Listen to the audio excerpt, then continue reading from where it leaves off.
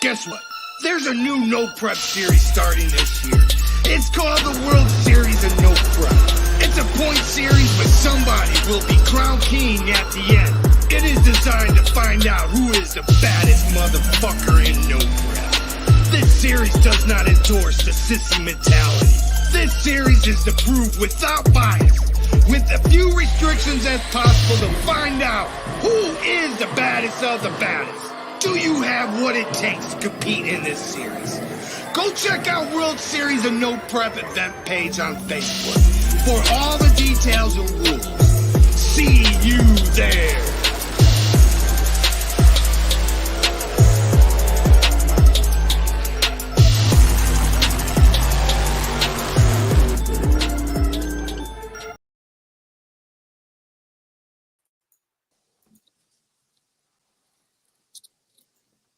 What up, John? What's up, everyone? What up? Happy Monday. Happy Monday.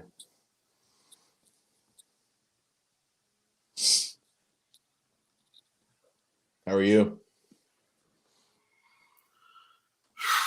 I'm tired.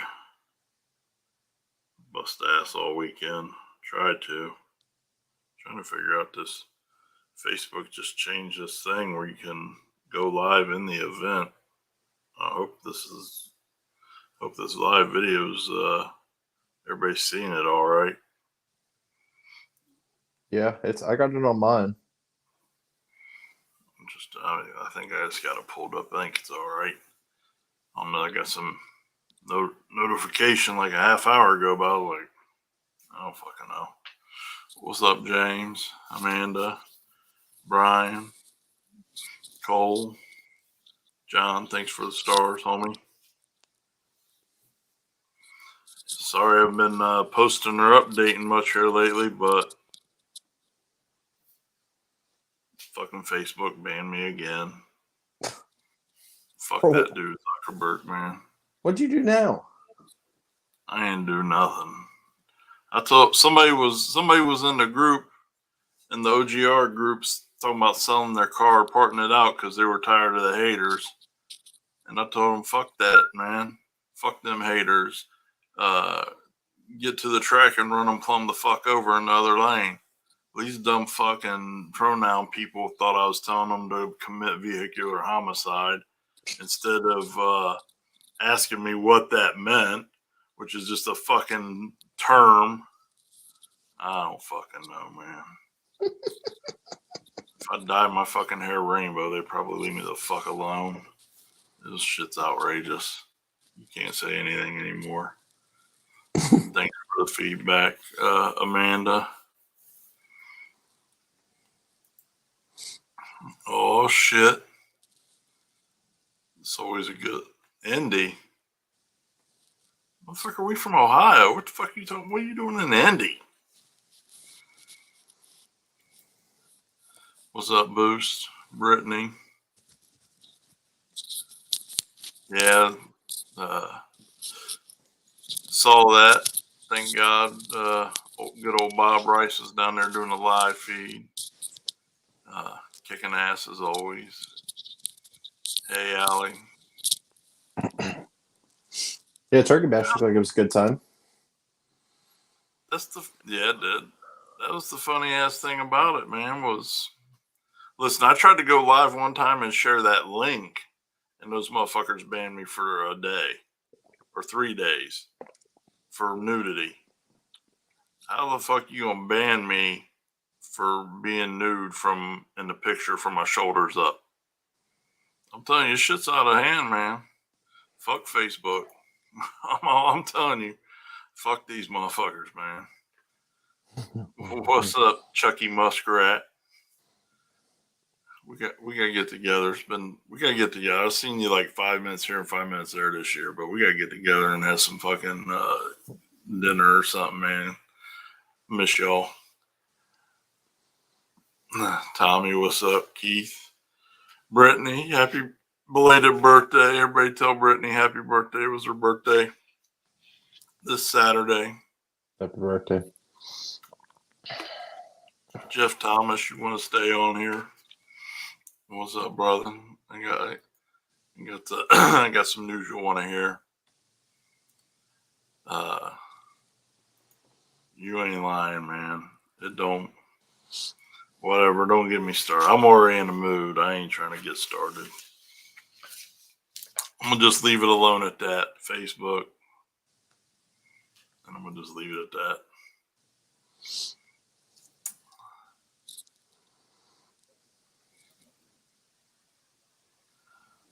What? I don't know what that means.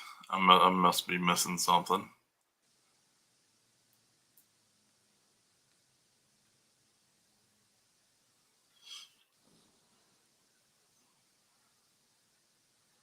Must be missing something there. What I do have quickly, and then I'll make an official post tomorrow, but man, this thing's been a journey. Is the most absolute up-to-date standings for the World Series and no prep. I kind of got time to read everybody off, so we're just going to do the top 3 in each class. It really is kind of tedious. We got to come up with a better system, but it's pretty tedious to make sure that this is done properly. But in hard tire, first, second, third place. First place is Jeff Dean currently. Now keep in mind, Friday is a World Series event, so all this could change.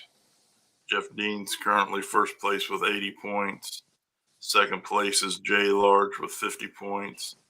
And third place is Dave Ballard with 30 points. Big Tire, Jeremy Kiefer with 60 points. Jim Teague. Oh, Jim, I think I probably always murder your name, but you know who you are. 30 points in second place. And third place is Eric Trigolette with 25 points. Small tire.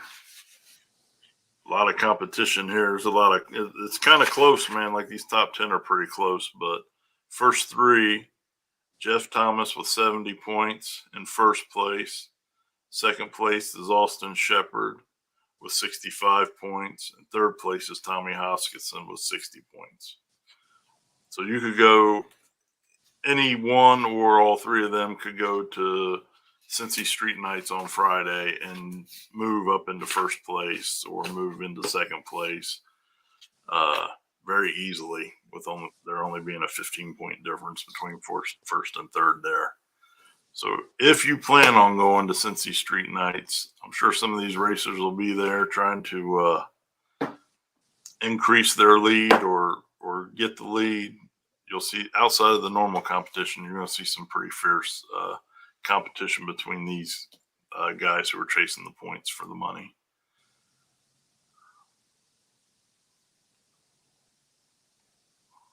Let's see. Thanks, Mr. Dean, for the stars. Appreciate that. So we'll have Jason on here shortly to go over everything for Friday, but I'm bringing him on later. That way we could recap Chris's Friday and Saturday, which I got a couple pictures here you sent. And Sunday. And Sunday. I don't think you sent me pictures from Sunday though. No, I didn't do a whole lot Sunday. So we'll buzz through these real quick on so small tire winner. Big end banger. Mr. Fensler taking it home. Hi, Michelle.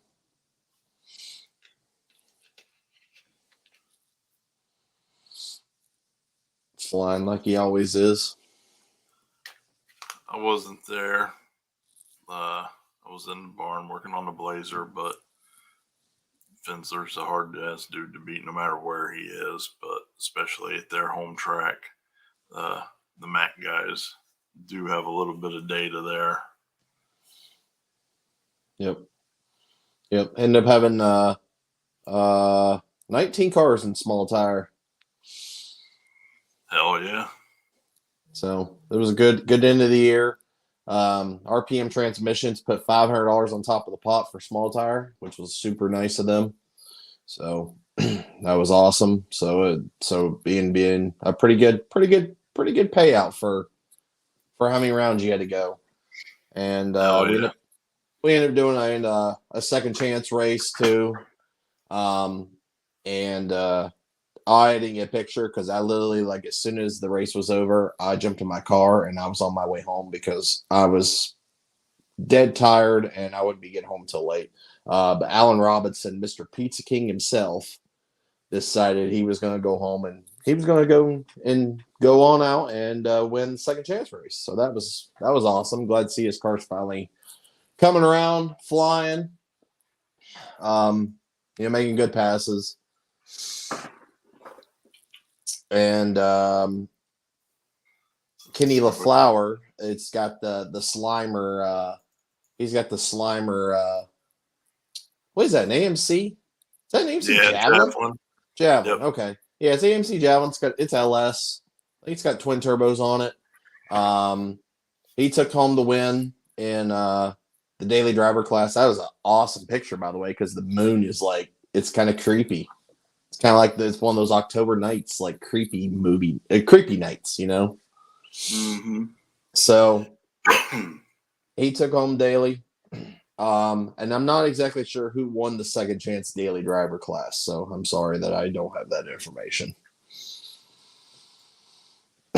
But it was a good night. There's 12 cars in the daily driver class. So still good. And I believe they threw a couple $100 on top of that. So overall, it was a good night. It was cold. It was extremely cold. Oh, there you go. Turbo 6-liter. Okay, that's close. So I left Muncie at just after midnight. Made it home about 4:15 Saturday morning. By the time I literally crawled out of the car and crawled into bed. And I was back up at 9 a.m. On my way to Dragway 42 for our event, the Rewind Pour Your Own Prep race. Ended up getting there about 10, got everything set up. Boys rolled in a little after that. That was a great night. It was a very, very smooth night. Probably one of our most smoothest nights we've ever had, to be honest with you, as far as just everything going right. Like, all the pairings got done fast. The girls at the tent freaking killed it on the pairings and getting everybody up there for chip draws. We ended up having 31 cars in small tire. And we had $900 on top of the pot thanks to Bubba Rafferty, 501 Perfect Converter. Desk Returner put in $100, and then we put 500 on top of the pot. So it was a good night racing. Like I said, there was 31 cars in small tire. Big tire, there was only 3 cars. It was very disappointing for big tire because normally there's usually like at least 6. So it is what it is. The biggest thing was the stick shift class decided they were going to come out, and 22 cars showed up for the stick shift class, which is probably the biggest stick shift class I believe that this state has ever seen as far as no prep stuff to come. And we ended up having 12 hard tire cars. And there's your picture. You could see the man that came in and took home the win in small tire, Mr. Schoolboy, and his dad, Brandon Mork. They came out and guy was flying. I mean, absolutely just. That's for Olympic. I mean, absolutely flying. His first pass down.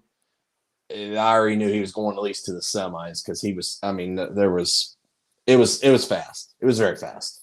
Needless to say. Oh yeah, no, that's for somebody that's never ever been there before. He knew exactly what he needed to do figure out that surface.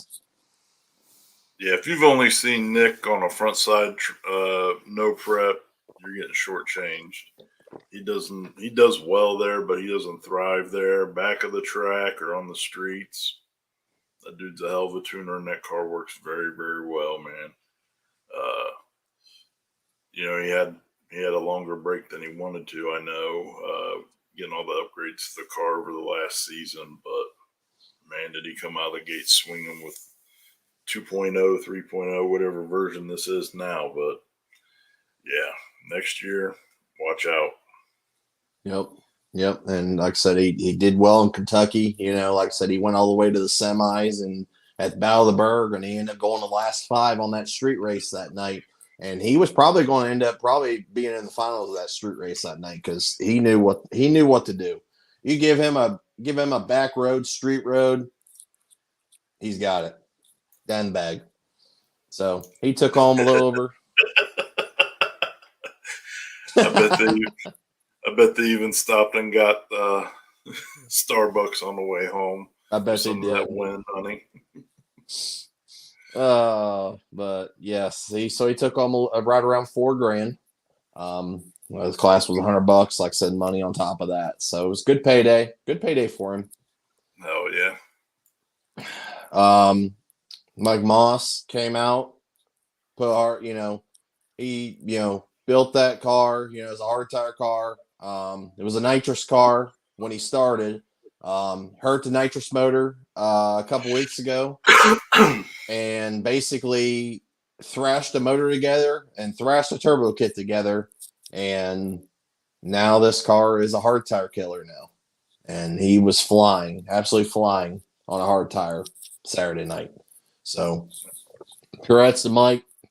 Car's working. It's definitely working now. So he's gonna be one to watch out for now. Be curious to see what he changes and what he does, in the off season compared to now. Because right now, that car's perfect. I don't think it needs anything. Frank won Big Tire. I think he's a repeat from earlier in the year as well. That truck's always flying. He's going to be going dig or die here in December to do the Big Tire class coming up for that, and he's pretty much done for the year after that. So, truck's working, except we might got him talked into maybe possibly putting that thing on small tires next year. So we'll see. We got him talked into it. I think we got him talked into it. So you might see a thing on small tires next year, which will be kind of gangster. Not gonna lie. Oh yeah, thing moves for sure. And I didn't get the stick shift guy is Casey Lee. Won the stick shift class. I didn't get a picture of his car. I couldn't get a hold of anybody to get that picture that they took in front of our tent. So that's Casey Lee and winning stick shift. Stick shift class was insane. Like I said, there was 22 cars in that class. I believe 3 or 4 broke in the first round. Actually, no, in the second round. They had 3 cars back to back to back break, all in the same lane. Oh, damn. It was pretty funny. But it was a good night, like I said. We had a couple of little downfall. We had a car leak some fluid and stuff down the big end. That red Blazer that always does wheelies on hard tire, he decided he was going to do another wheelie, and his back window actually came out of the back of the Blazer and smashed all over the ground. So there was glass everywhere. Oh, it was cool. It was cool though to see, but there's a video out there, I guess, and it's just a picture. It's just a video of me just watching it happen and just stand there in disbelief of what just happened. Actually, Nate just commented and said that he's watched that video 45 times and just watching my reaction of what happened. And Jeffrey Burbank, I believe that's his last name. I can't pronounce it. He's got Black Fox body. He did a pretty gangster wheelie in first round, and drug the parachute mount all the way down the track. So, oh damn, it was pretty freaking rowdy for first round coming out there to do something like that. So, but it was good. It was like I said, it was a good night.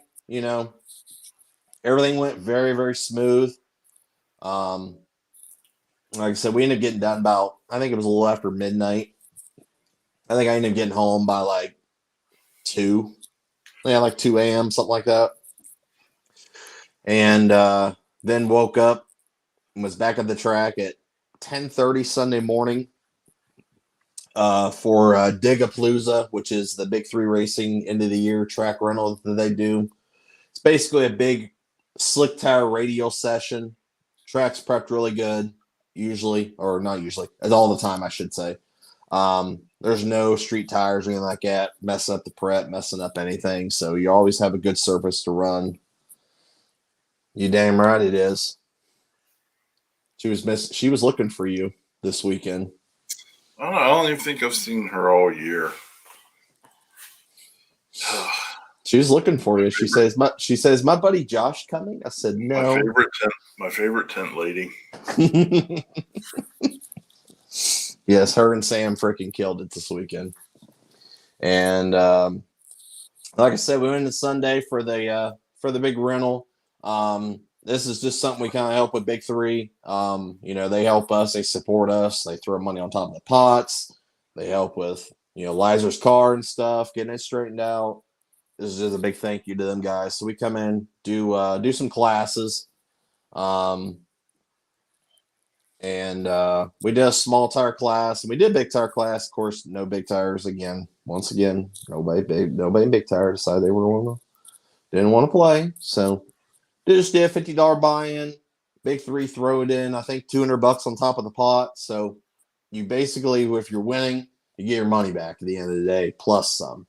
And they ended up having, I believe, 13 cars in small tire. And Andrew Dugan, it's got a twin turbo red S197, ended up taking the win in small tire. We got that done right at 6:00 when the rental was over.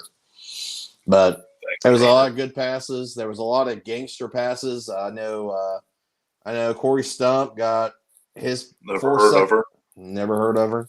Got his 4-second pass he's been looking for all year. There was a couple guys that went in the 4s. Bob Morrison also went in the 4s this weekend. There was a lot of fast passes. I knew that event always brings fast cars out. So it's good, different transition to watch, considering how fast those guys were going on the back of the track of that race, and then them going on front side and seeing how fast they go on there.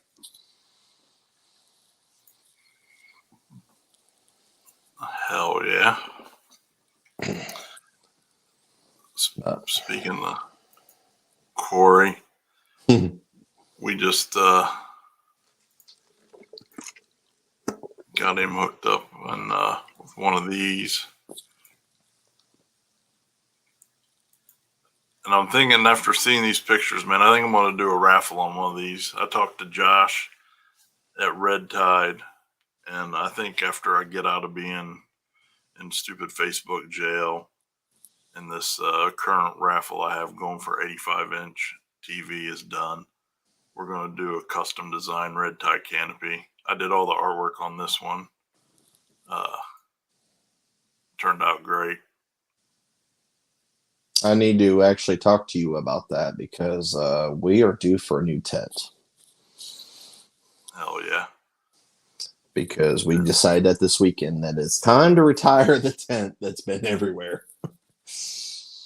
Hell yeah. Yep. We can get you taken care of. Yep. Artwork on this was great. I ain't breaking my arm, pat myself on the back, but it turned out awesome. I like it. I was grateful that Corey gave us a shout on it, and we could get him something awesome. Yep.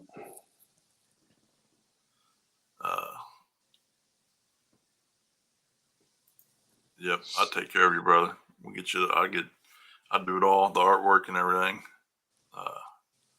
So we can get you taken care of anytime. Yep. Sad I didn't get to see it this weekend, man, but I spent I got home from work at 3 o'clock on Friday. I probably went out to the barn at like 3:30 Friday. Stopped working at like 1:30 in the morning. Got back up at 6. Got there about 9 or 10 o'clock in the morning Saturday. Didn't come back in till again midnight, 1 o'clock. Yesterday I had to cut it short, like 10 p.m. Just busting ass getting this fucking thing together, man. I'm trying to race. Tired of. I love coming and hanging out and all that, but it's my time. I'm tired of sitting on the damn sidelines, man. I got to race. Yep, I get you taken care of, brother. You know my number. So moving on to this weekend. Or would probably be. We got the CEO.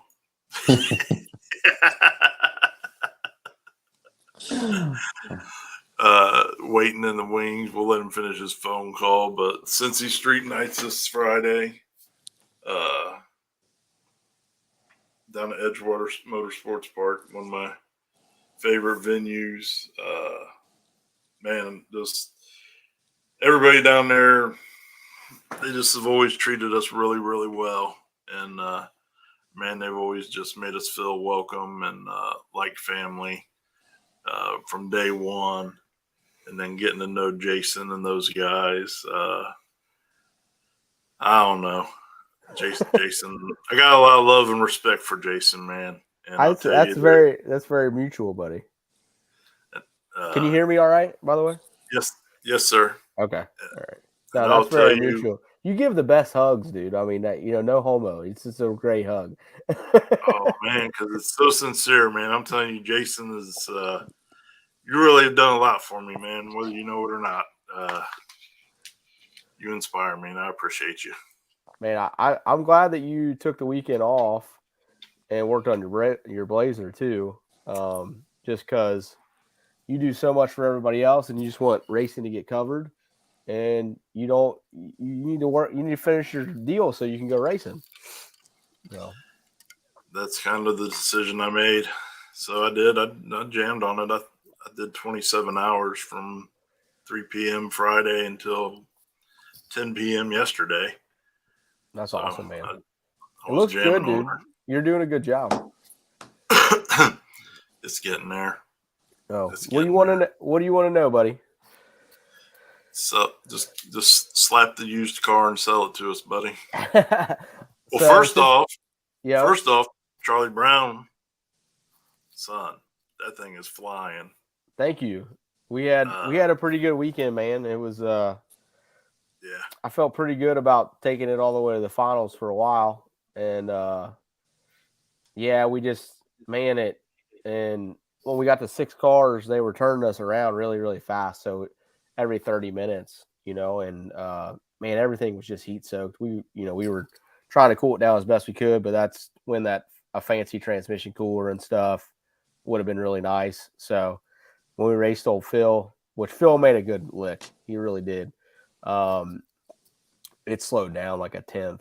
So that was the first time we've been out 60-footed all year was with Phil.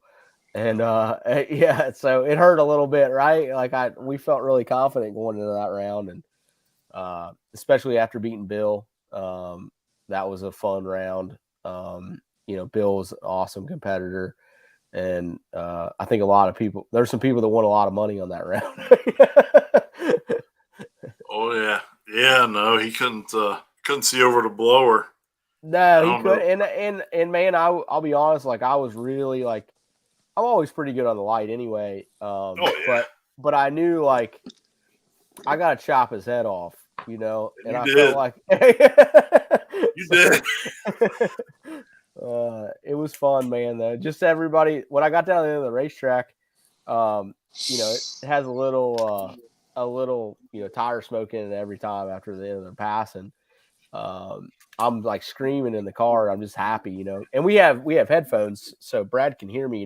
If we win, like he's on the mic yelling at me, and I'm yelling at him and Heath, and the EMT come to my door. And he's like, "Hey, man, "Are you all right? I was just nervous with the smoke and stuff." I'm like, "Yeah, buddy, I'm alive, man. I feel great." And Bill's so cool, man. He like we were hanging out on Friday and like riding around on his golf cart looking at the racetrack together, and we got out the other end, and Bill we just got out of the car smiling, and he's like, "Good job, brother." He's like, "I was so happy for you." He's like, "I just couldn't see the tree." So just typical Bill, not mad, nothing, like just happy. It was awesome. Well, did he talk to you about it? So they put a camera. Yeah. And I told him, I said, man, dude, you're going to be so late on the tree looking at that. There's got to be a delay from the camera to the screen. It has to be. Yeah. It has to be. I said, Kenny's going to cuss you out the first time you're late because of that TV. I promise you. So I haven't talked to either of them, but yeah, I bet Kenny had some choice words about that. No, because they were, really, Boost 12 made a comment, and I love Joey, man. Like they're great people. Oh yeah. He's like, man, once it got down to the final 12, like I felt like that was anybody's drag race, depending on how the chips fell, and I probably the most proud thing I was of the weekend was, man, Brad and Heath's first round tune-up. I don't know if we made the fastest pass, but it was close. Like, dude, that unit was riding first round, and there was like a bunch of people around the car, like, and I could hear them talking about how we weren't going to go down. Like, we didn't know how to go down something that was that bare. And, I let go of the button. I'm like, ooh, we were riding. It was, yeah. I was yelling at the TV on that one out in the barn. Thank you. So, yeah, man, it was fun. That was an awesome first round pass. And I'd say you probably were definitely, you guys were some of the fastest.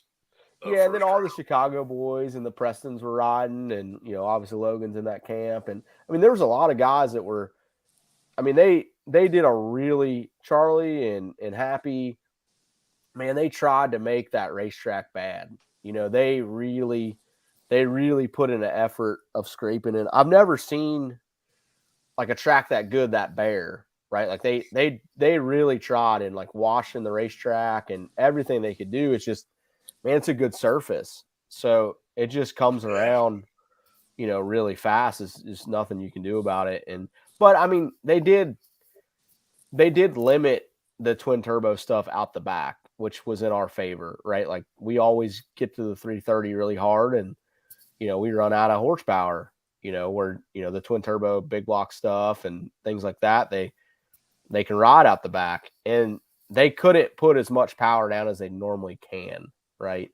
So they definitely did their job. And yeah, it's tough to make a surface bad, That's an excellent surface. If it was an older, shittier track, but man, they really do have a really nice surface down there to begin with. And when you scrape it and wash it, really all that does is smooth everything out and make it even nicer after a few pairs go down. Yeah, it was. It got good, and honestly, second round to us was worse than what first round was, just because it was kind of in the middle of the day. They scraped to 100 foot again, to try to make it bad. But yeah, on the front side stuff, man, I'd race about anybody first round. I feel good. But no, she looked good, man. Charlie was flying. Thanks, man. I'm sorry, I always call cars she. I know it's actually, I do that in our videos every once in a while. I also call them she, because it's just that's what you're used to. But yeah, old Chuck is definitely a he. Well, today's culture, bud, it could be anything, I won't judge, but I'll just go off the name. Yeah. I won't call him a he. Yeah, that's funny. So yeah, man, congratulations. You guys didn't win, but you guys definitely had an impressive showing. And honestly, man, a lot of people don't climb as quickly as you guys have in no prep game. This being your first year out, doing it seriously and really going after it, man. The guys that you guys were racing, and bumped off.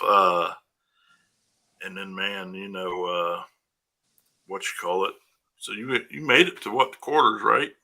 Yeah, we made it down to 6, and we were the last Yes. nitrous car standing. So Yeah. And actually, when you were trying to bring me into the broadcast, I was talking to Heath. We're figuring out our plan for next year. So, whether that's more cubic inch or twins or what we're going to do, it's probably going to get more cubic inch just because it's a nitrous car, and I don't think Charlie would be as cool with twins on it, and we've been really enjoying racing the nitrous stuff. Man, there's just nothing cooler than big old flames coming out the front of it. So, and Heath is, yeah. I'll vote for nitrous too. Yeah. Well, there's really not that many. Jeff Thomas is pretty diehard nitrous guy, and there's a few, but there's really not that many like nitrous cars out there. So, if people end up tuning in this broadcast, like we got a 5-inch motor sitting there that's getting ready to go to Bischoff. So, it's going to get a 5-inch. So, we're not going to put a 959 in it because I think that's a little big for what we're trying to do, but it'll be, a nice mid 700 cubic inch deal. And I think that'll give us the steam out back that we need, so, and hopefully the flames get even bigger.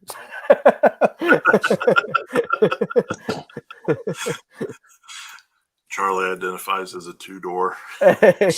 Yeah, well, the thing that a lot of people don't realize is the 2-door and the 4-door, they share the same frame. I didn't know that either until we had a Charlie Brown. So the wheelbase is identical to a 2-door car. It just has that extra set of doors, and actually the windshield's different, which I didn't know that either until we went down the 4-door road, which man, we got some other cars in the stable that we could finish. We got Brad and I's Mustang that we have, and Heath has a '69 Camaro that we built for him a few years ago. That's a really, really nice car. But man, I don't know if anything would get the love that Charlie does. It's just people love the old 4-door, man. So I think it would be, from a marketing standpoint, we would really screw ourselves going to something else. I think Charlie Brown's kind of here to stay. So I agree. So Friday, tell the people who haven't been what's going on, or the people who are coming back what's going on. Well, we're kind of adopting your rule set for the weekend because it's it's really, dude. That's your deal, right? Like Edgewater's gonna be rowdy. It's gonna be fast, yeah, and the spectator turnout's always really good at Edgewater, which and I love the vibe of that racetrack. It's a good vibe. But so it'll be a World Series of No Prep race, thanks to Josh. We had, even before we were kind of the makeup race, we were kind of talking about making Cincy a stop. It just kind of wasn't going to work out. And then when they needed another race, of course we're down to help you guys whenever. And the dates fell in line and it made sense. So we'll have small tire, we haven't ran big tire all year. So it's your chance, if you're a big tire guy, to come out. And then we'll have hard tire. So we won't have our typical class lineup. But Edgewater's ownership, I'm obviously really fond of Rob and the Winley family. They've just treat us awesome. They kind of let us do whatever, right? And I asked Rob, I'm like, hey, do you want to guarantee, $5,000 this race? And he said, yeah, no problem, man. How many cars do you think we'll get? I'm like, I don't know, but let's guarantee the money. So, Rob, and that's, dude, we actually don't have any sponsors this year for Cincy Street Nights. Like, that is 100% Edgewater guaranteeing the money every time. And even the last time we tried to do that gangster shootout and we had less cars than what were committed, I think the racetrack ended up throwing in another $500 because we had less cars. Like that doesn't happen, right? Like, no. they're just, man, they're good people, and they understand that the racers are who puts on the show, and they try to, do as much as possible. And then from a promoter standpoint, like, I'm sure you guys get it. Like, if you're putting on a race, dude, especially a series, like Cincy Street Nights is basically once a month. To get somebody to give you money every month is really tough. And then, you might have people that in January, they're super stoked on it and they want to be a part of a drag racing series. And then by, mid-summer, they're tired of giving you money, and they don't want to. So they really, Edgewater's just done such a great job as making it easy on Brad and I. I never wanted to be a racetrack promoter. I didn't want to do that. but it just, it worked out that way. And now I feel like we have a responsibility to the racers to keep it going, but so, there's a couple people that are mad at you about the no all-wheel drive, but it's just Austin. But well, Austin already knows, and a few other people do, but I haven't really said anything publicly. But next year we're going to let all-wheel drive in. Yeah, and man, it don't matter to me. Like we'll race anybody. I don't care. Like, but on the front side stuff already, I can't change it now. Yeah, it is what you have to do what you said, but especially on even the backside stuff, man, people are getting the deal figured out. Like, even at like Turkey Bash, like it, we made a good first round hit, but there's a lot of other people that did also. And it's pretty amazing, like how much people have figured this out. Like, I remember, dude, 4 or 5 years ago when it really first started getting popular, like, dude, first round was like, how many people are going to crash? Right. Like, I remember pacemakers, like when they used to, like, it was like they were towing every pair off, and now it's just people have got it so much figured out. And then now you're seeing the backside stuff, even the backside stuff, people are really figuring it out. So, they figured it out. We had, what do we have? 40, 41, 47. Which were it? At Uncaged, and really we only had one accident, out of all those, and unfortunately it was Moo, and Moo's my homie. I love him to death, but he rides on that ragged edge of it's a Vega, bud. No steering the entire. He gets 60 to 100 foot out, and then he's on two wheels the whole time. And I just always envisioned him like big old smile. Just doesn't care. He's just so chill, He's just like, we're just going to get down there, and it doesn't even matter. And now he's got that no lift tattoo, so now I even envision him looking at the gas pedal. Because you can't steer. What's the matter? No, it's just like, no, dude's going to be looking at his foot the whole fucking time. That's funny. But yeah, that was the only unfortunate thing we had. So you're right. People are figuring it out. Tracks are figuring it out.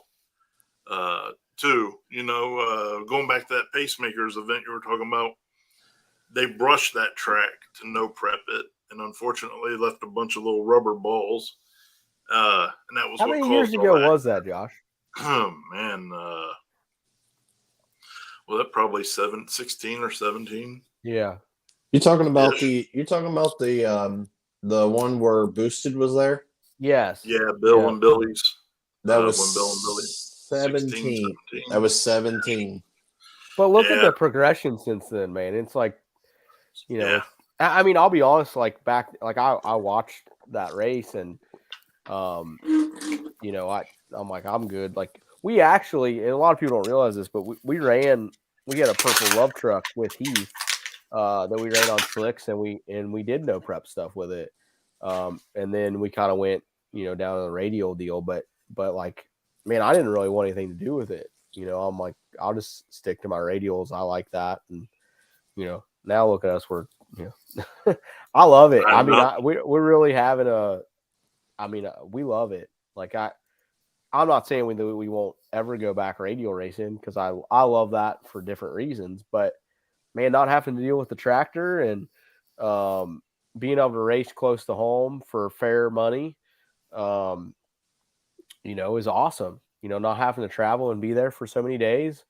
I like racing off the trailer. I like that a lot. We don't have to have 17 qualifiers, which is, it's nice. Like I'm a person. I like letting go of the button with a reason. And yeah, as soon as you get there, you have a reason, which is awesome.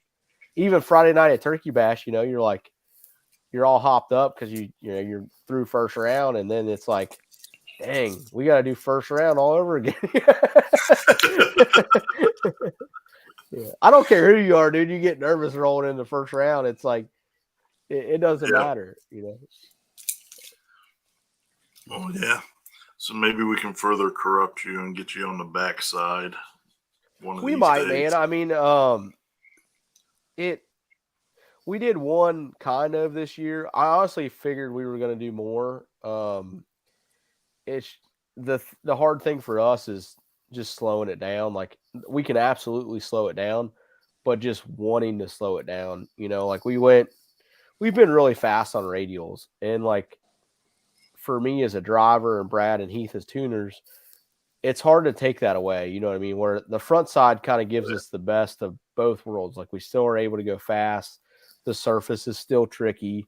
I don't know, but yeah. Yeah. Yeah. Yeah, no, I know some of the numbers that were going down this weekend, and it was fast, man. It was fast. It was fast.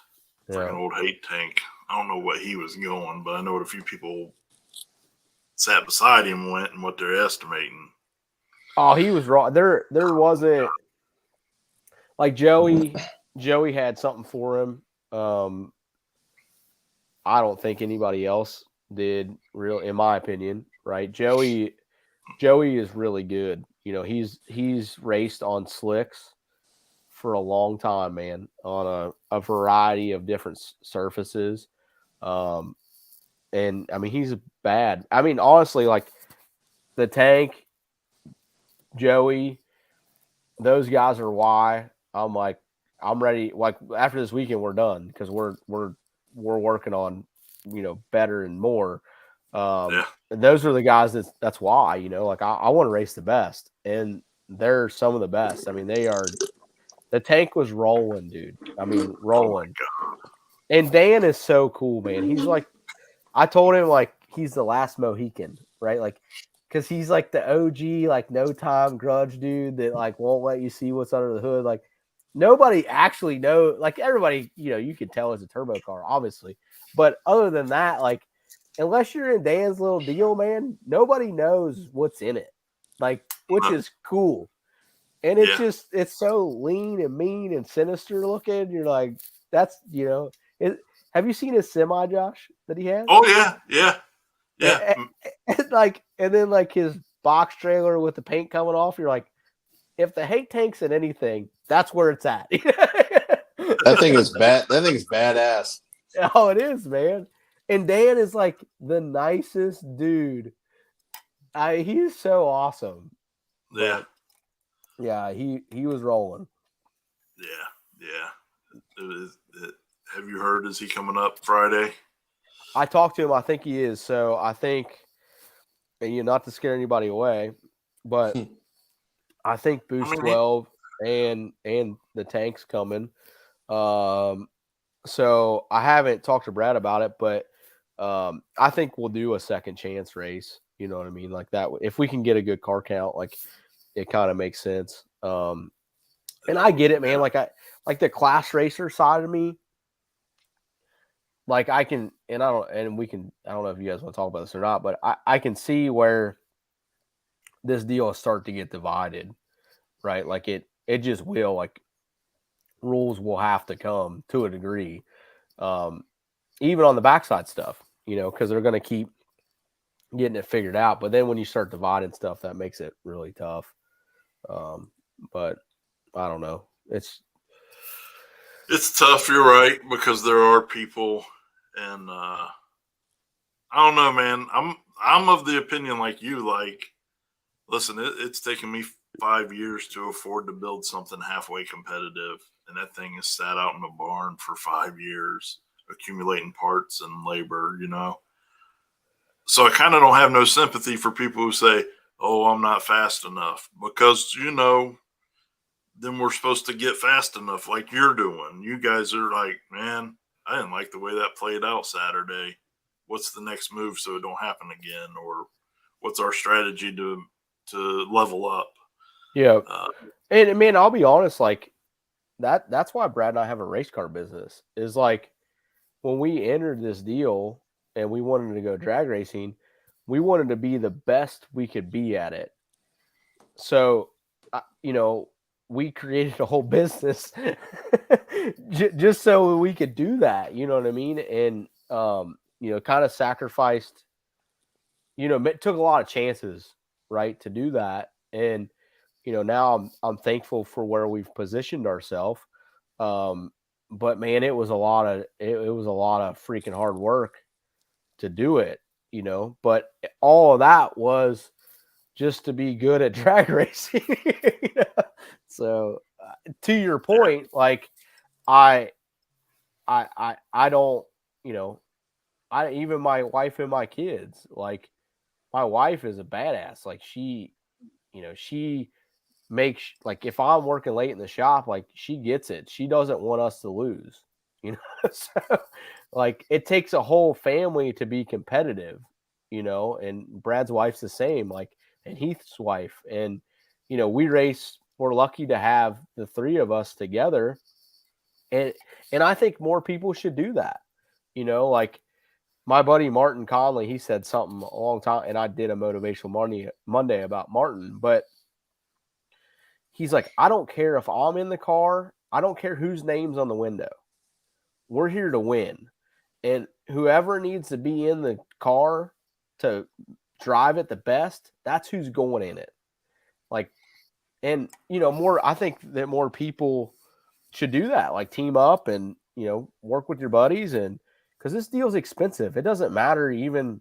It's just expensive, man. I mean, it's lighting the money on fire. On the front side stuff, dude, we're changing freaking tires every 15 laps. Like, just, every race we go to, it's got a fresh set of stickies on it. Just because you're like, man, I've already spent so much money to get here. Like, what's another $500 at this point, Which is a terrible outlook. I'm not saying it's right, but it is. It's not good or bad. It just is. It just is part of the deal. You can only get so many passes. And heaven forbid you smoke the tires or you go sideways a little bit and you flat spot them, then you're screwed altogether. So yeah, I mean, it's expensive. Yeah. So I do see no way to fix it. No, there isn't. I mean, I honestly do see the argument for class racing, and like Matt Rice has that shitbox class. But then you get pro mod then you get guys like in the shitbox class. So then this is why I just have taken the mentality I have. Last year he did those shitbox classes, and he had a buddy of mine who 2 weeks prior posted up like a 480 something over at Muncie, and then he was entered in the shitbox class. Like, yeah, that's not beginner stuff, man. And it wasn't nothing against Matt. Matt just didn't know the local racers. Yeah, he had no idea. And my buddy did what probably most of us would do, like, opportunity, and got on in there. But yeah, I think if you just tell everybody got to do push-ups, sit-ups, and be badasses, then we just eliminate that. Well, that's what I miss about, like, so I used to ride motocross, and I probably said that a lot, but dude, it was A, B, and C class, right? And the bikes, like, they didn't really matter that much. Like, if you had skill, you could do really good. And it's unfortunate that drag racing is a little bit like that, but you still have the money. You still have to have the money to do it. which is the unfortunate part. Like, I do wish that we could divide, and we tried to do that at Cincy Street Nights. I don't know if you remember that, where we tried to have an A and a B class. But the problem is, like, people want to win. So, like, they're going to sandbag. They even do that in motocross. Like, dude, you'll have people in C class that are on the same lap times as a guy in A, but they just refuse to move up because they want to win. So, like, there's just no, there's no, I don't know if there's any way to fix it, and which sucks. But I don't know. It's like if you put year limits on stuff, like, man, if it's your first year, I'll tell you who I think does really good at this is Charlie Bennett, with his like little, he calls it the underground shootout, where it's it's invite only, and he divides the groups up, and he knows all the local guys. Like, those guys don't understand the service that man is putting to them, right? Like, because it doesn't matter if you have a twin turbo big block. If you have no idea how to make it work, that twin turbo big block is useless. Absolutely. But Charlie does a fantastic job of that. Yeah, and I think that's where Matt had a good idea, but I think that's where he fell short, was he didn't know all the guys intimately enough to separate them properly. Yeah, because he was trying to travel and do it, and then, it's tough. But those are all local guys that Charlie knows, and that makes it a lot easier. Yeah. So that's something to consider for sure.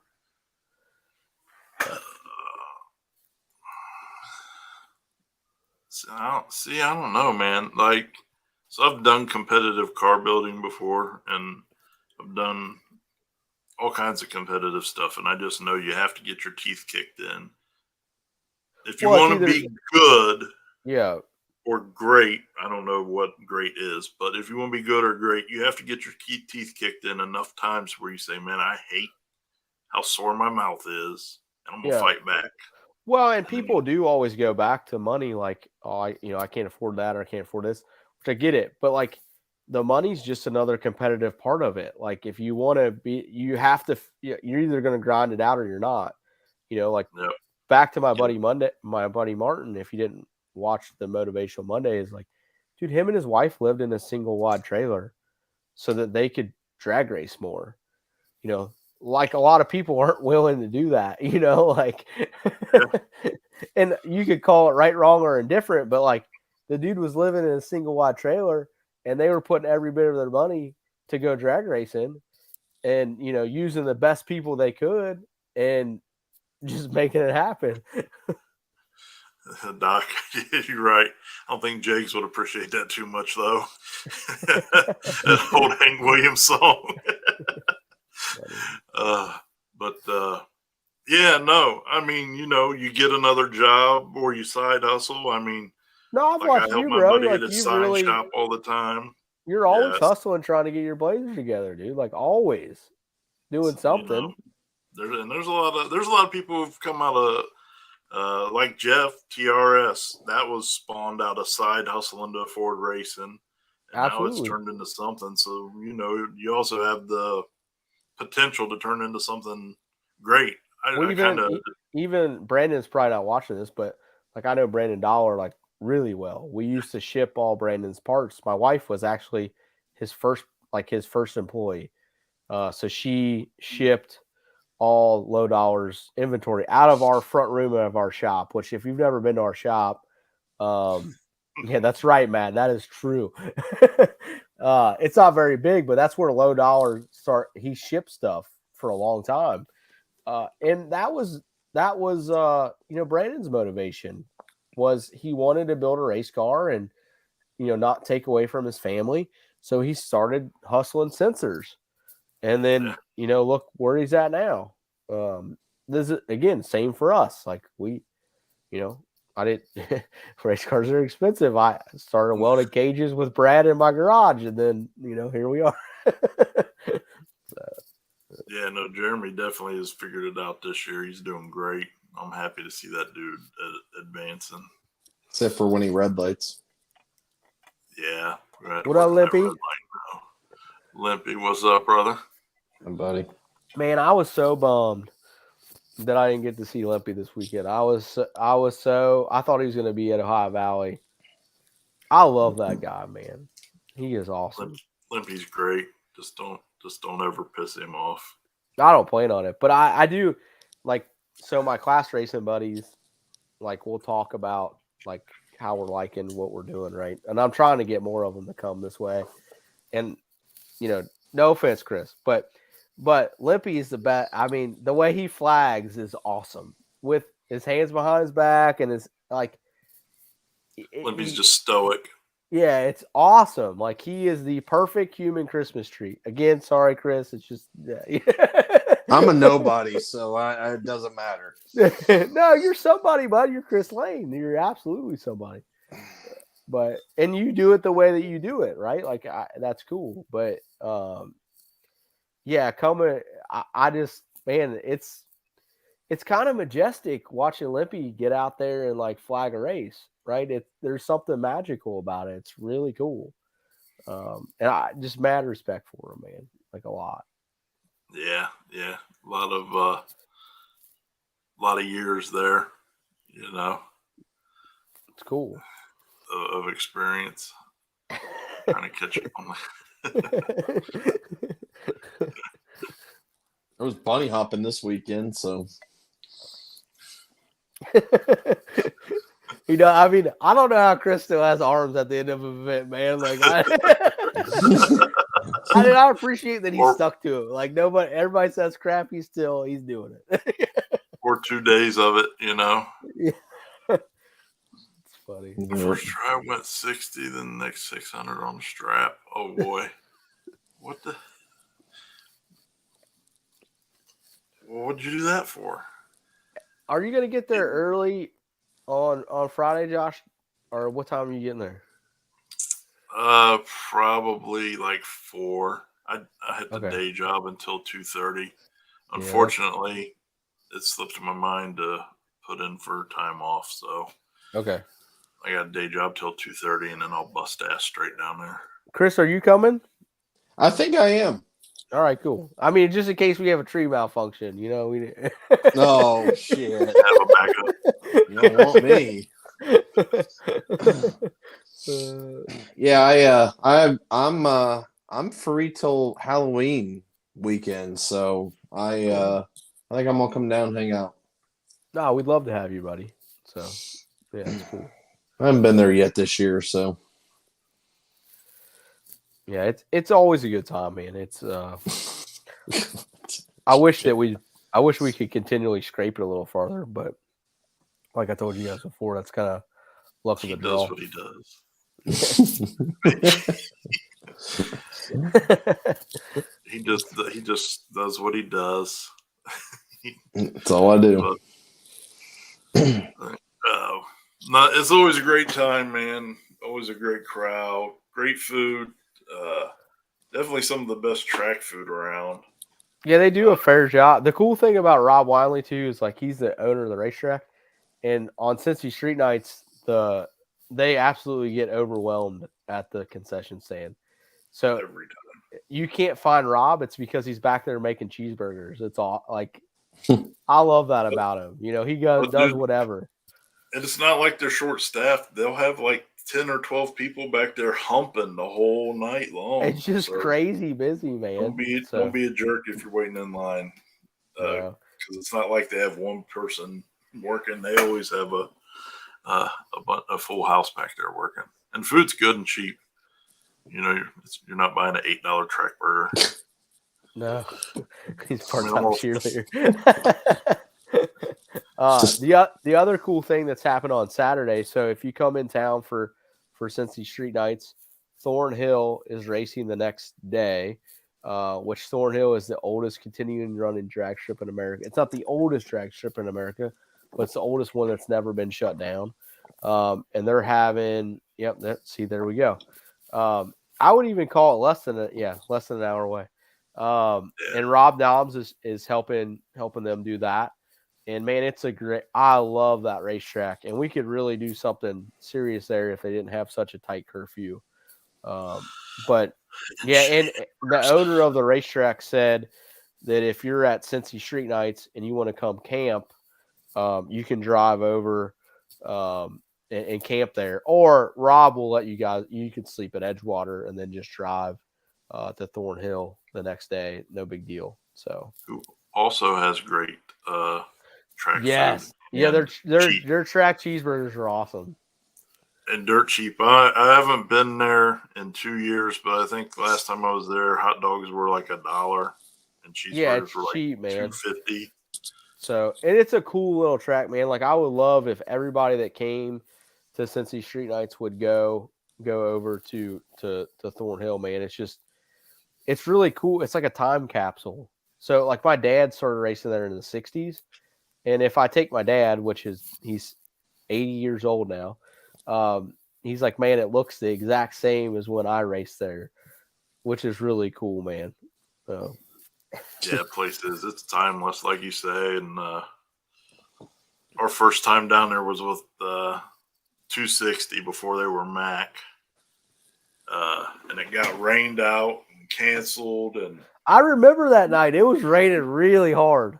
it flooded the back half of the track, and we stayed. Tony McKinney and those guys stayed, just wanted to make a couple passes, and we were out there forever, brushing water off the track with the one. I don't even think they had a blower on wheels. I think it was a couple of backpack blowers, but like everybody, Michelle was out there squeegeeing and brooming and blowing that entire track for like, there's like 10 people working on this track for like 3 or 4 hours. So, So Charlie Brown was there that night. We were there with Heath. Oh, yeah? Yeah, Charlie had a small block in it, and he was still stock suspension, and we were running on a 26.85. Yeah. Yep. But you didn't make a pass, did you? I don't think Charlie so. No, I think it was just, I think Adam made a pass in the Camaro. And then it started just downpour rain. And then I think Tony was down there with the teal Mustang, and I think they each got like 1 or 2 passes, and that was over. It got too cold. Yeah. Because and then the curfew. I don't like people who move near racetracks and then cause problems. Well, man, it's been like that since like the 70s. It's crazy. I would love to try to. I bet if you like were nice enough, you could probably get like a few times that you could get that worked on. You know what I mean? Which would be cool. You could have it all. Like it's not quite as bad as the racetrack of War. Like, and I hate to say it like that, but it's not quite as bad as Brown County. But it's pretty close. Like it's bumpy, man. Oh yeah, yeah. And they have done nothing to that surface, right? So last I knew, that surface was poured concrete in 1951, if I remember correctly. Well, no, surface. it's got decent concrete to 300 foot. Like it, I don't know the progression of when it got there, but yeah, it's decent concrete to 300 foot, and then after that, it's blacktop. And it's really bumpy. So, yeah, if I remember correctly, I think they were saying that the concrete was like 1951-ish or something. But it's kind of similar to War in the Woods. Like you can 60 foot hard at War in the Woods, which that's kind of how Thornhill is. And then basically after the 330, it's just awful. Yeah, exactly. You can't describe it with words, but we all know what that means. yeah. It's like a whoop section, man. Man, and I think maybe God, I shouldn't even say this because I got so much going on already next year, but maybe we ought to add that. Maybe we ought to add them, and Rob, maybe we ought to add World Series down there. It'd be awesome. Like they need it, man. I love that track. I mean, it's just cool that it's still operating, So. Yeah, it is a little slice of no prep heaven. It's true. And it's fast. It's pretty fast down there, though. I won't tell you how fast we've been there, but we went pretty dang fast. Oh, I know. There was a couple of big tire guys down there, and they were just locals. Not for that race, but for another race we were down there at, and I was like, "What?" Well, like I said, it works really good to 330 foot. Like it, I mean, It does. it's a good surface. I feel like one of them big tire guys went like a freaking 81 or an 82, and I was like, "Who the hell's running a 4 on this?" The coolest thing I know about Thornhill is my buddy Dave Hopper. He knew the guy that owned the little red wagon, the wheel stander, and that little red wagon's been to Thornhill, and he said he was doing a wheelie. This is like in the 90s, and he was doing a wheelie, and he said the speed bump about halfway threw his wheelie down. Jeez. No mas. Oh man, I didn't have the chicken tenders. I can't have that stuff now. I'm on keto, but I peel the breading off. Yeah, no. So it's a good 2-day weekend right there. Yeah, like I said, you can camp at Edgewater, or you can camp at the hill. So yeah, that was yeah. We got to wrap it up real fast, Lippy.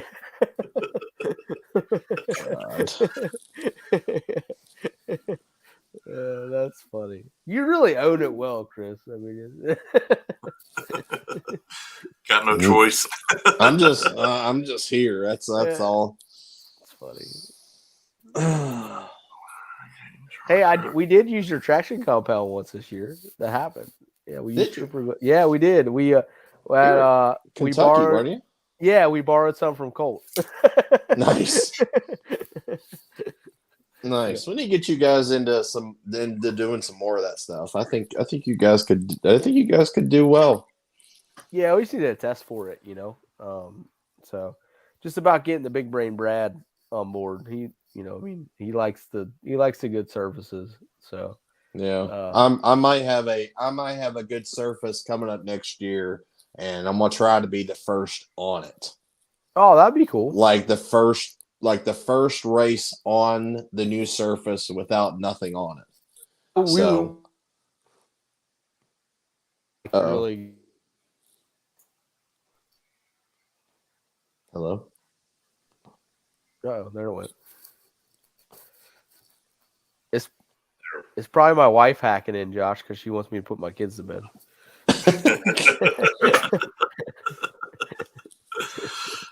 As soon as they don't go to bed, they're my kids, Exactly. Oh yeah. But yeah, I have a track that's getting a brand new concrete surface next year. Actually, they're going to start it here. Actually, they've already started it. And we're going to try to get on and be like one of the first events on that surface with it being fresh concrete. So, oh, that'd be cool, man. Yeah, we'll see what happens.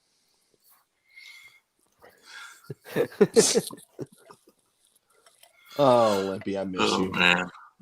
So yeah, run down the basics real quick, and then we'll let you go put the kids to bed. Gates are at 4. Yeah, 4:00 gates open. Or, I'm sorry, 3:00 gates open. Tech is start at like 3:30.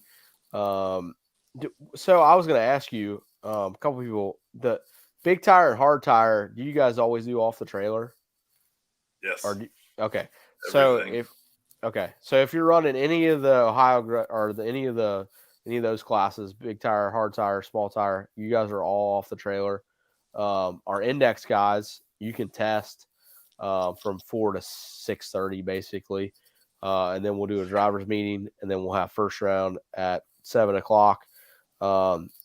Chip draw, we do it just like what was at Turkey Bash this weekend. We draw for you.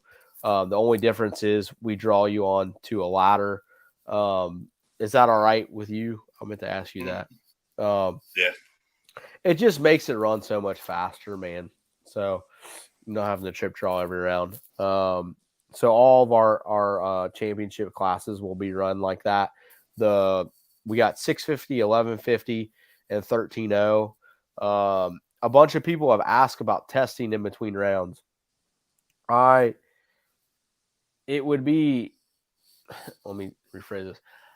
I like to have that option, but I also want to be able to shut it down, which sounds really rude, but you guys know how it is. It's like if you have a really good car count, you don't want to dick with testing. If you don't have a very good car count, then the testing kind of helps, fill in some time gaps if you need it. So I talked to Rob today. We'll make the final decision about, if you can test it, if you lose by tomorrow. But I do think, Josh, are you good with the second chance race? Do you like that?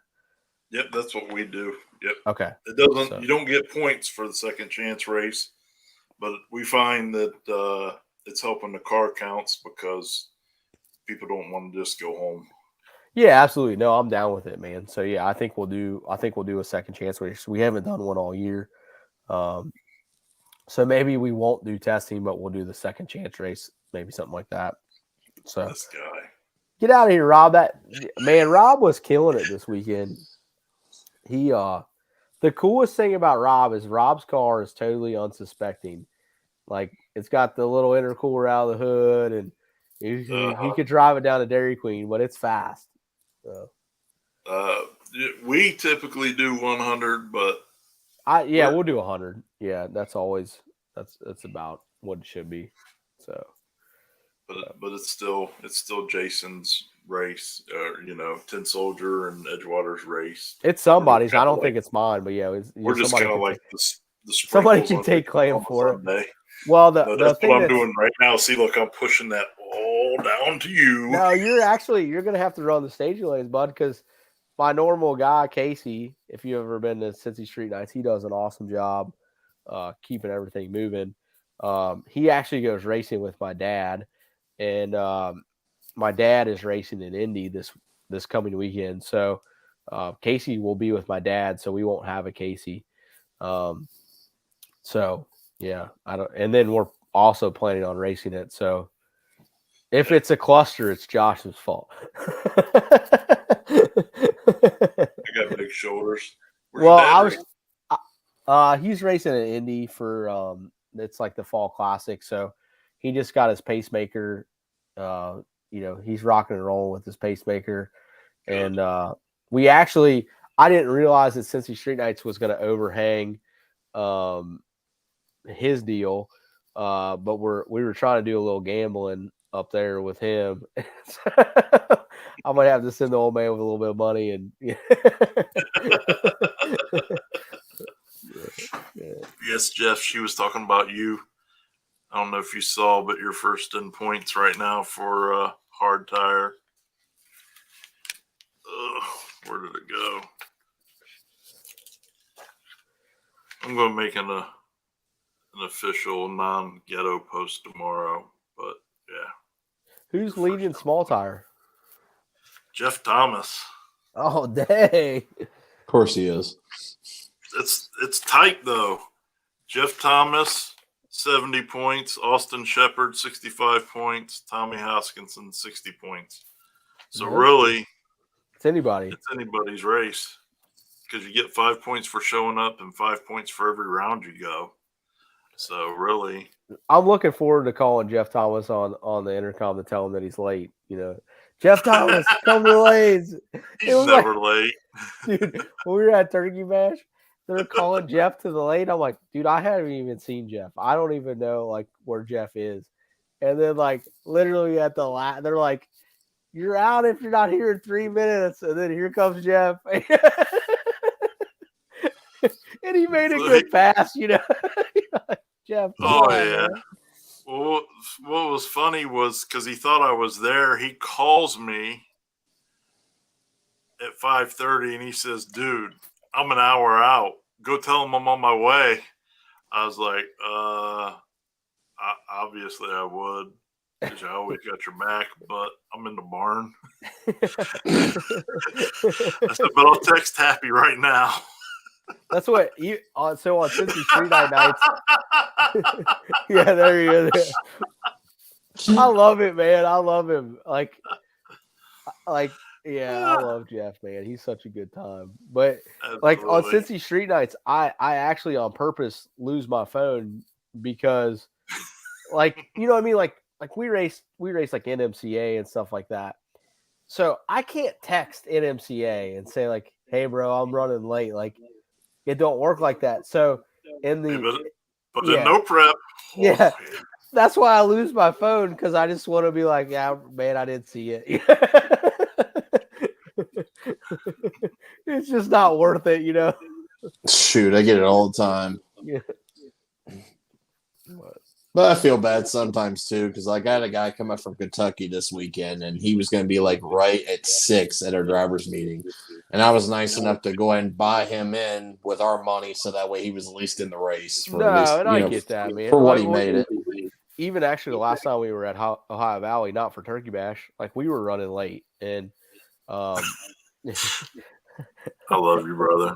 You already know that. Jeff, I'll have to save you a spot, but I clear the. It's gonna be like Moses, clear the Red Sea. Come on in, Jeff. Let's go.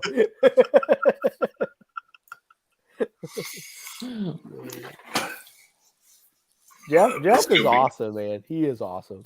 When we were down there, he's like, "Why weren't you at War in the Woods?" And I'm like, "Man, it's a little past my comfort zone." And he just gets this big smile on his face. He's like, "You weren't there. You didn't pray. It was a mess."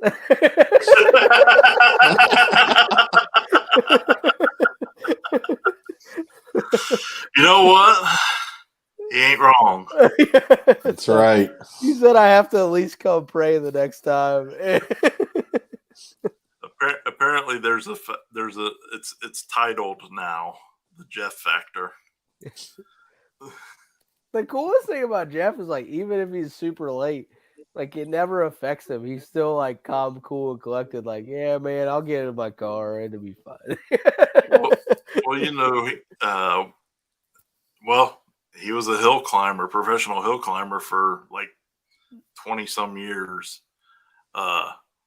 So that's why you see this dude like this, and he's like, whatever. Yeah. You know, if you've never watched hill climbing videos, Oh, he was good at it too, man. Like he was really good. Oh my god, yeah, no, I told him that, like, because with me riding dirt bikes, I'm like, man, I've always wanted to ride a hill climb bike, and he's like, yeah, bro, I got some nitro Harleys sitting here, just hop on it.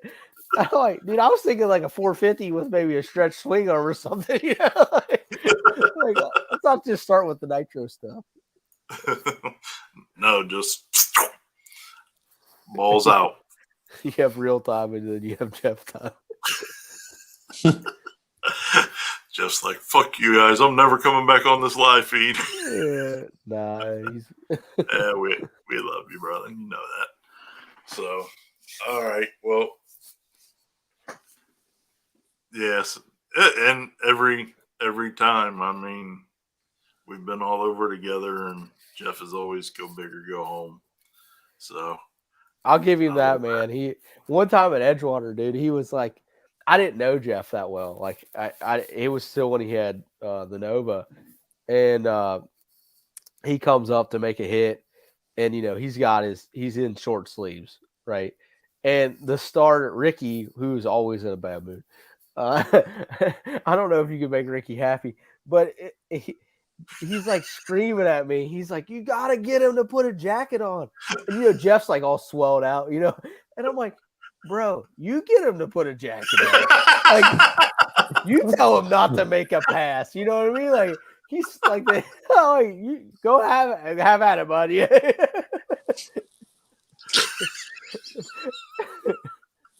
I don't know if you guys heard Michelle start laughing from the other room or not. I'm like, I ain't yelling at him. It's not happening.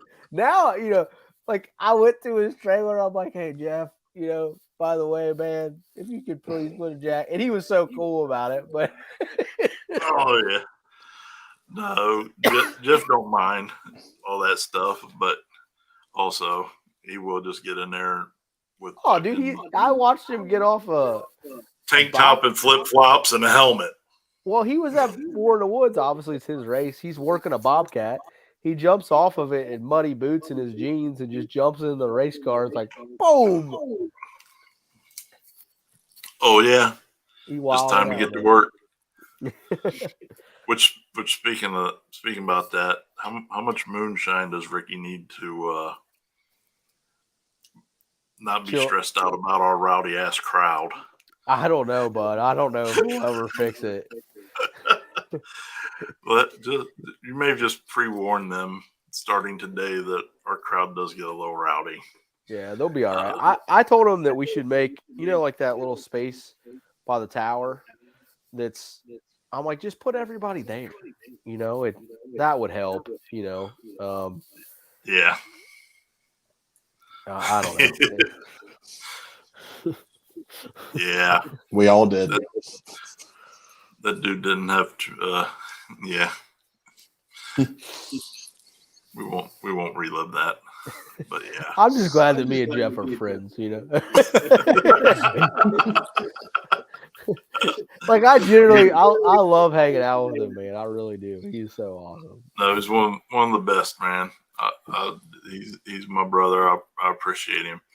He knows how to motivate me too. Listen, hey, although I'm banned, so I couldn't do my official update, but I am down after 3.5 weeks. I'm down 29 pounds. That's awesome, man. So I broke past 300 today, officially. Man, you're going to be up there taking Chris's job in a Speedo pretty soon. Nobody wants to see that. I mean, they might. He keeps getting skinnier. They might.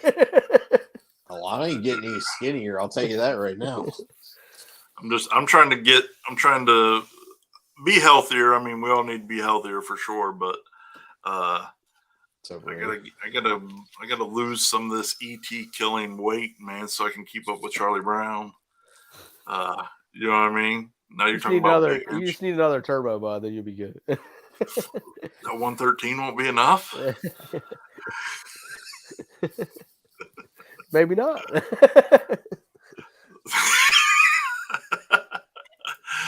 Damn it. This motor is it definitely won't be, but the other one I'm accumulating parts for might be more competitive. I don't know, dude. Like our big block that's in Charlie, like it's a 600-inch. It's aluminum rod. Like it's a nice engine. Yeah. But our crappy stock block 6.0 sitting over there with a factory crank spin 160, almost 165 in the eighth. Like that big block ain't done that yet. Now, you know what? That contest, I just made it to the top 5 in my group. So now we're trying to whittle it down to hopefully I can get first place by Thursday. So I'm glad that you brought that up because shamelessly, I'm going to put the link in here for everybody to go vote for me once a day for free. And you can get me first place in my group.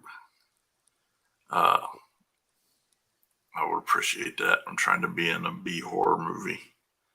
So I need all the free gifts I can get. It's what you win some money and a photo shoot and all this, but I love horror movies and I could be in a low budget B horror movie. And listen, that is like, I like big production stuff, but I like the cheap, shitty stuff comparatively. I'm out on the horror movies, but I'm a little girl. I have nightmares. I'm good. Same. Just vote for me, though. You just vote for me. Follow that link. Hey, that link is, look, I'm probably going to get, this will probably end the live feed. Oh, boy. So I'll just show you. Here we go. Here comes, we'll get off air. Here comes Nudity Josh coming out. Yeah. So there's dang, you ain't got a shirt on or nothing. Wow. No, I did a live feed from the shower. And then somebody made that Brazers logo on the live feed. So yeah. Help me out. Yes. Ooh. Horror porn. Yeah. Jeez. Let me on to something. But I can't do that. But I would definitely do a low budget movie for sure. But anyhow, go put the kids to bed, brother. I will see you Friday. All right, buddy. Tell your wonderful wife that I'm sorry she'll punch you on Friday. So I'll take it. if you feel like calling in on Friday, you can come down early, hang out in the shop. I'll take you to lunch, bud, anywhere you want to go. I can't do that. I am a responsible employee. I'll call them. You'll be calm. I'm pretty convincing. They watch the live feed. Some of them. You should have texted me that.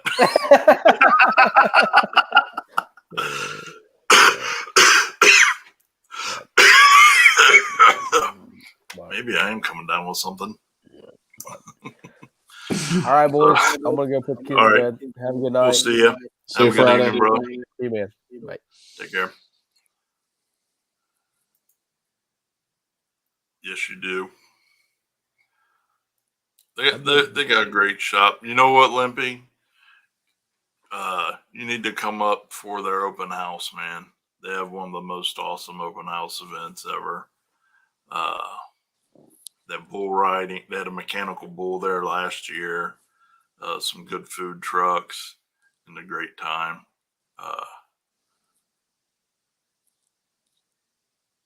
John Kennedy, your ass about to get banned. Yes, he is. Oh, you're about to get banned. Not even from me. And they'll probably have it at their new shop, I would imagine, maybe. I don't know. I don't know what their timeline is. I guess we should ask Jason that, but yeah.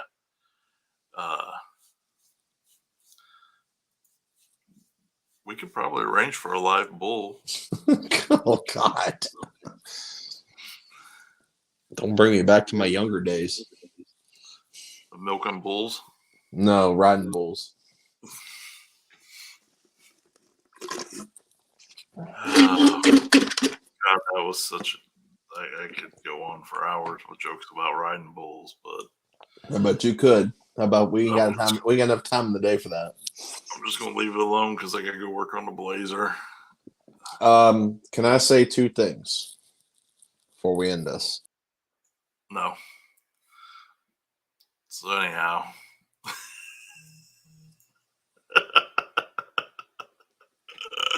Oh, God. I knew you were going to do that. I was just trying to get spicy. That's all. I just wanted to get this live feed spicy. There hasn't been any spice lately, and I feel like tonight's a good night to be spicy. So, it's October. If any of the promoters are watching this and you have dates set or you're on a set for 2023 and you are within our area, we all know each other and stuff like that. I'm gonna start putting a schedule together for next year, probably next week. So if you have any dates, either send them to me, send them to Mike, or send them to Lizer or the D team page or whatever. Just send us a date. Just let us know if you got something going on, so that way we know we're overlapping, stuff like that happens. This and that and the other. Well, no, PRI, Jeff was talking about a get together so everybody could compare notes and stuff. Yep. He got COVID last year, so that didn't happen. But we still kind of had a couple message groups and did a pretty decent job. Yep. But I think also if you're watching, get old Jeff Thomas about PRI meeting too. Yeah. I just had a couple of the tracks were already approaching us about this, and we're just trying to get ahead of the game, basically. And I also recommend that if you're a racer and you come and race our events, and then you go try to badmouth us to a track that we do an event at, it's probably not in your best interest, because we're going to find out.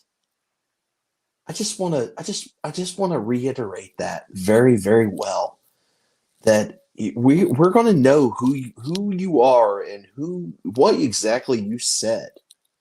So I would recommend that you probably just stay clear of all of us, because we're going to next time now, we're going to catch you out. We're going to call you out on it, because It's bullshit. First off, you to come, partake in our events and act like you're a good person, and then you go turn around and then you go try to badmouth us to a track that we are doing events at that love us to death because we had an absolute blast. It's probably not in your best intentions. That's what I'm going to end on. So just know we know who you are. So I'd recommend that you watch what you say, and at the end of the day, you just basically if you're around anybody, you just need to watch what you say because it's gonna come back. Thanks for coming to my TED Talk.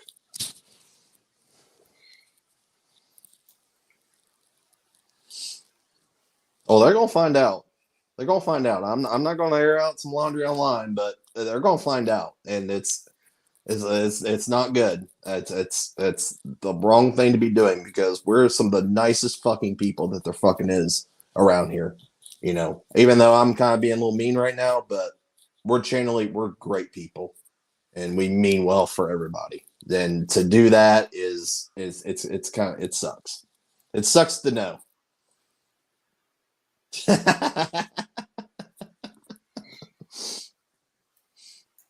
So, okay, I'm done. That's all I need to say.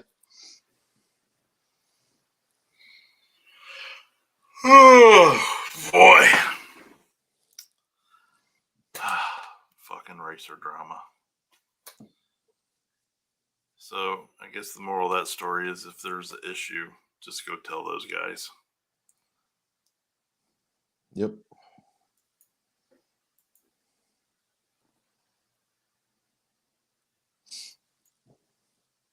I lied, no more 5-foot bumps.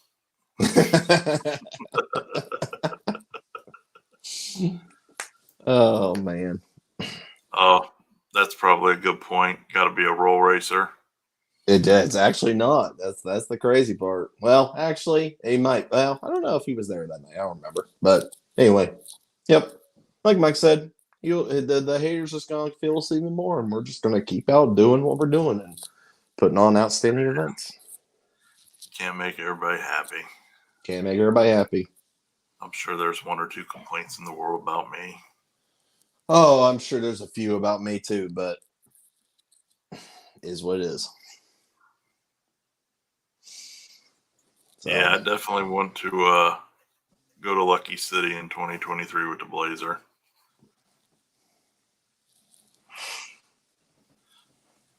I'm definitely interested in that track from the videos and pictures I've seen. He was not there. Okay. Yep. So, anyhow, it's Blazer time. I'm going to go work on this thing for a couple hours, get some shit done. Still banned till Thursday, so I'm not ignoring you. The pronouns are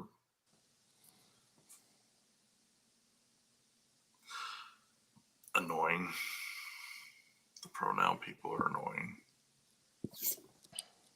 It's in Pennsylvania. That's why you're not familiar with it. We haven't been there. Yeah, I need to catch up on sleep because I'm absolutely exhausted after this weekend.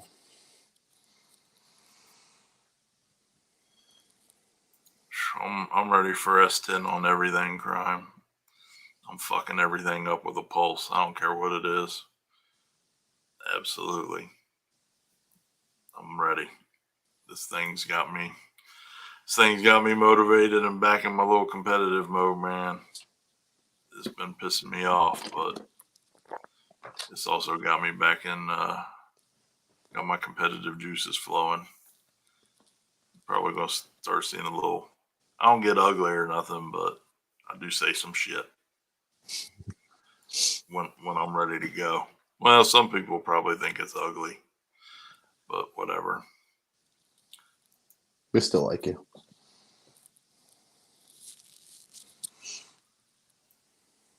Look at this motherfucker.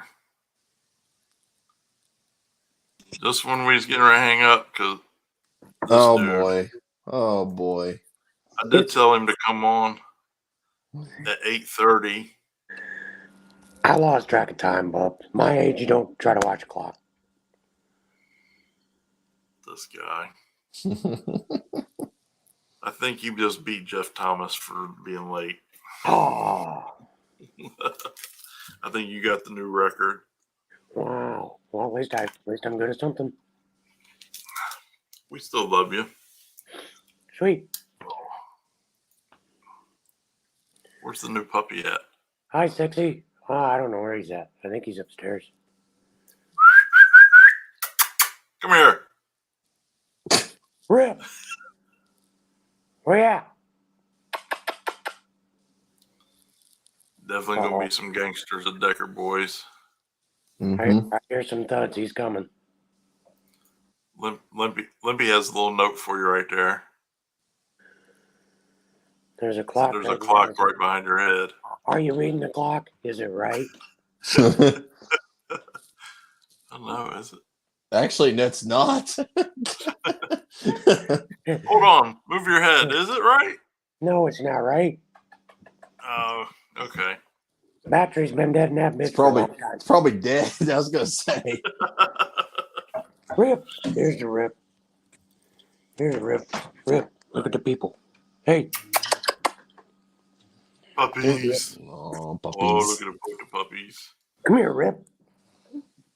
Shithead. He's He's getting big. He's like, what did I do? Come here, buddy. He's always doing something. Can you see him? Yeah. He's getting big. How old is he now? 17 weeks. Oh, you're in trouble. Oh, yeah. His wife's Was he already. half mastiff? That's what I'm wondering. Oh, God. That's what I'm wondering. Huge. Nope, I'm just fat. She's already bitching. She's got to feed him. Come on. Doc said he's a grudge racer. Clock's off. Yeah. Yep. All right. Well, I got to go off camera for 2 seconds, but Sherm was at Lapeer this weekend, representing Ohio, kicking ass. Why don't you tell him about your... Chris probably have never seen that movie, Lean on Me. He probably doesn't know that reference. Nope. About my misfortune. Yeah, tell him. Well, just tell him about the whole day. I'm about to piss myself, so I gotta piss off the porch real quick. My neighbor loves when I piss off the front porch. I don't know how you deal with him, Chris. I don't. That's the problem. Yeah, gee. So you went up to Lapeer. Did you Yeah. go? Did you go Sunday? Was there a Sunday race too? Yeah, there was a Sunday. I just went up Saturday. It was the last minute to decide to go on Saturday. I gotcha. That place looks cool because all the is that the place that's got all the trailer containers everywhere? Yeah, that's what they're using for the basically the bleachers. That's awesome. They got railings and stuff clear up on top. Huh. And you don't have no problem seeing they're all on top of them containers. Wow. It's pretty wild. That's awesome. So that was that a guaranteed race? Yep. It was a guaranteed race. All you had to do was buy your $50 entry fee. Wow, Yeah. that's cheap. And it was a 64-car field. Wow. They had it full. They run it well. It went well. I was surprised. Like I say, it was a last-minute decision to go up there. And man, hats off to them. They did a hell of a job. How's the surface like up there? Is that so? It's a front side deal, I would assume, right? Yeah, just front side, no prep, but it was a little more of really, really good surface. It was like glass. Hmm. But it was slippery. It was tricky. I mean, I think the high only got to 50 degrees. They put no prep on it. They scraped it. Fortunately, the way my stuff set up, I had to be careful. And it cost me at the end. Right to it. At 300 foot, I was acting like Hong going down through there. I was like, oh, I can't do this shit. And I let off, and it cost me the last race. But The guys, we still split the pot. I was happy. Everybody was happy. It's awesome. Every time we go out, Kenny's phenomenal, man. I mean, hats off to the man. He's figured out a lot of shit on his truck. Uh, he's getting it around. I'm happy as hell. Of course, the truck's doing better than I can. I can't remember turning on the damn CO2. Shit happens. Well, we learned a valuable lesson. When I got there, took it out of the trailer, CO2 was on until the time I loaded it up. Piss on that, turning it on and off. I'm just leaving it on. I'm with you. I think it's a good strategy. Yeah, I don't know why I didn't do it anyway. Damn, a bottle lasts me all summer long. So just leave the damn thing on. Yep. Yeah, One Brian, life. I haven't been there, but those shipping containers and all that stuff is pretty awesome. You drive under. I've seen plenty of videos though. You drive under them to go do your burnout and all that shit, and spectators Yeah. can stand up on top of them. It's pretty gangster. Even where you drive under, they got rails on the top of them. And they're standing clear up on the top of them damn things. Yeah, it's pretty awesome. It's awesome. My neighbors are used to seeing that beast unleashed in the front. Listen, don't judge me for how I live my American dream. In my American dream, I piss wherever I want all over my property. My neighbors see that all the time. It is what it is.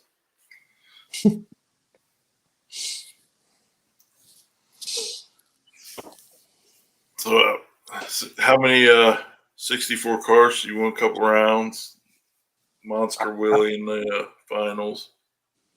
Yeah, we went, I think we run 6 rounds to get down to the final.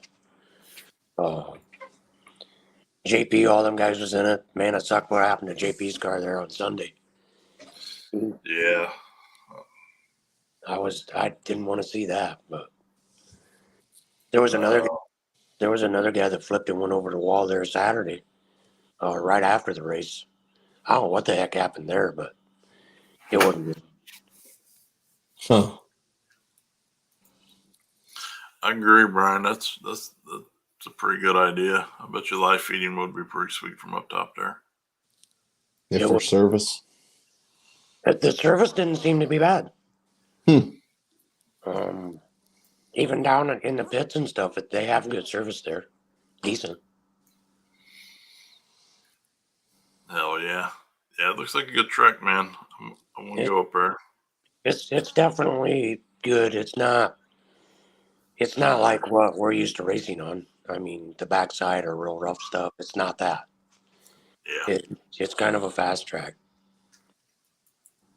This was Lapeer. It's in Michigan. What town is that in? Lapeer. Lapeer, Michigan, yeah. They call it the lid, I guess. Yeah. Yeah. It's a lot of great. I've seen a lot of awesome shots from there. I've seen some awesome passes. I mean, one of the things that interests me about that's one of the few tracks in this region that actually has good grudge race nights. I mean, it's prepped, so it's not what I'm necessarily into as far as what I want to do race wise. But I'd probably still like to just go up there and gamble and watch some fast ass legit grudge racing. Yeah, I mean, Peso was doing a lot of stuff there. Yeah. Peso does a lot of stuff. They fly up there too, man. It was my first time, and I have no complaints. It was good. Yeah. A lot of people, they say they have a great time. Jasper and those guys go up there a couple times. Yeah, and then none of them guys show up. I think they were scared. I don't know what the hell was going on there. No, Jasper's wife was out of town this weekend, so he was with the kids.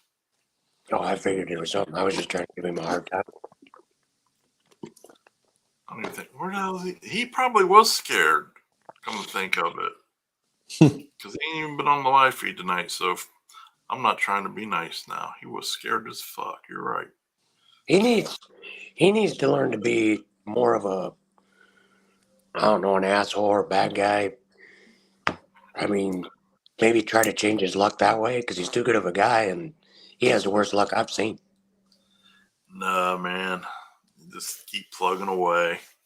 They're awesome, man. All those guys are. I'm glad to see Everett and Phil finally getting that thing ironed out. I know Jasper won't be far behind with the new car. No, he won't. They're great guys. Don't change nothing, Jasper. Don't listen to Sherm. Sure. Hey. Sure. I gotta do something every time I go somewhere. That son of a bitch tries to burn my damn tow rig down. What happened now? Are you still He's talking all- about Tennessee? Dude, wasn't nothing I was gonna forget real quick. That was a good time, though. Dude, I turned around and looked, and there was just nothing but it looked like it was raining, but it was sparks, and it was falling down on the truck. Yeah, I mean, we were all kind of in shock, like, what the fuck, but it was definitely closer to your truck. Oh, I was right in front of it. And it wasn't bad enough the first time, and Jasper felt like shit, and he kind of thought he had everything under control, and we all started walking away, and another one went off. Yeah, I don't know who. Well, somebody thought they were funny, like, haha, we're leaving. We'll leave these presents for Yeah. the next guy. Putting those fucking little mini propane tank. Well, I shouldn't even say what it is now, because now everybody will be like, oh, that's funny.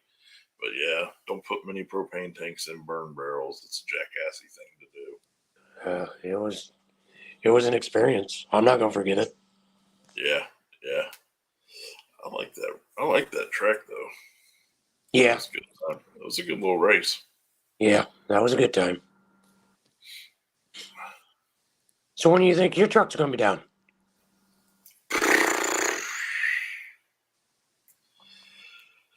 I don't know, man. I probably. Oh, look, I get mad to think about it. Oh, so stressful right now, man. I probably have like 80 hours left. There's just stuff like all the sensors and shit running. I know how to wire stuff and run wires and solder shit and all that, but this thing's got more sensors than I don't know what. Yeah, tell me about it. I'll I'll guarantee you there's some on there you ain't even thought about putting on it yet. There's only one that I'm aware of that I haven't put on yet, and that's just because they said don't worry about it yet. Kenny, Bill, Brandon at Low Dollar, they all said don't worry about it yet. Just get it running and then get that one later after you got a decent handle on it. But I think I pretty much got everything else they make. Yeah, I thought I did too. Well, that's been the other issues. I think I have everything. Like I bought the fuel pump and I get ready to wire it up, and then I read the instructions. I have to have a specific 75 amp relay for the fucking fuel pump.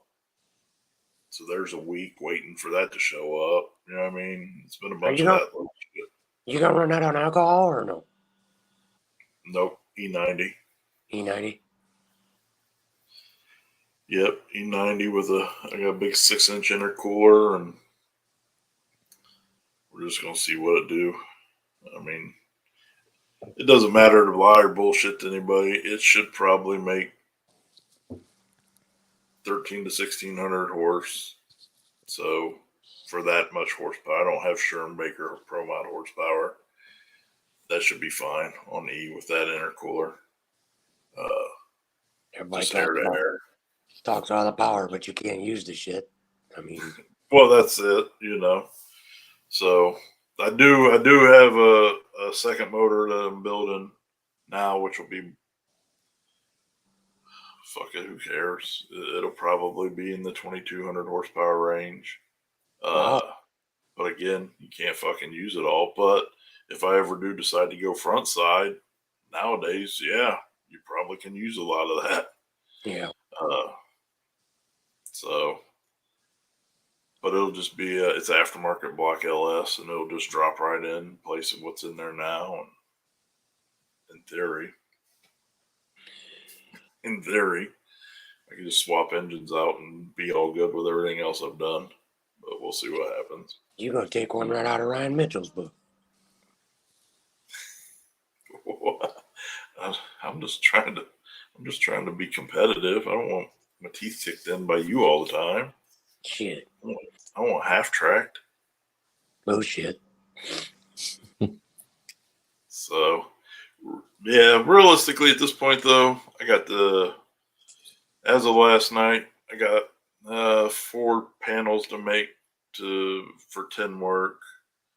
I got to do the seat mounts, mount the gas pedal, brake pedal, X bar, and put it all back together. Tidy up some shit, hook up some wires.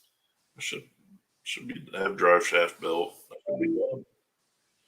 So 80 to 100 hours. So you still haven't fired it? No, I was going to fire it this weekend, but Tony said that Tony McKinney said not to fire it without the turbo and everything on there. He wanted everything hooked up and all that shit. I was like, but I just want it to fire. It could fire now. I was like, but I just want it to make motor noises. I just need to hear motor noises from that thing to help me be happy. It'll motivate you for sure. It's kicked my ass so bad, but he told me to stop being a bitch and just get it fucking done and fire it up and make turbo motor noises, and that'll make me happier. So, Tony McKinney, who's she? some girl down in Farmersville, Ohio. Really? Yeah. Yeah, I don't really know her, but everybody tells me she's got a big head. Yeah. Accepts big heads too, I hear.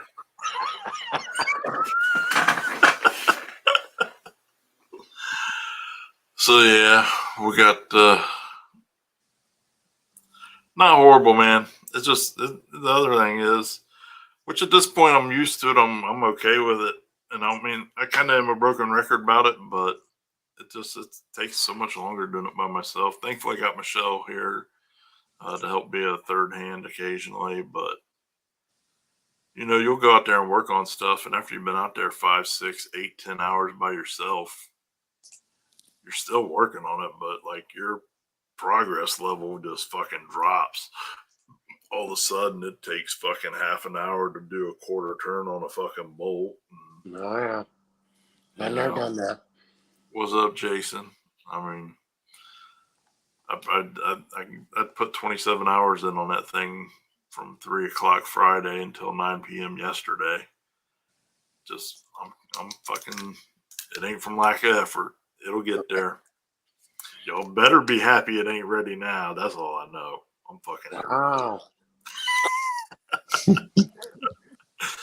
I'm starting to get my confidence back about the car, though. It's going to be fun no matter what. Mm-hmm. It'll be fun till I hate it. Yeah. And then I'll love it, and then I'll hate it, and then I'll love it, and I'll hate it.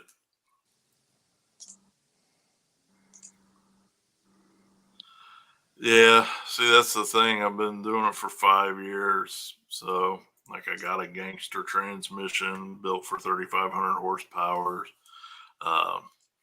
Thanks to Extreme Automatics and Mike Turner Racing.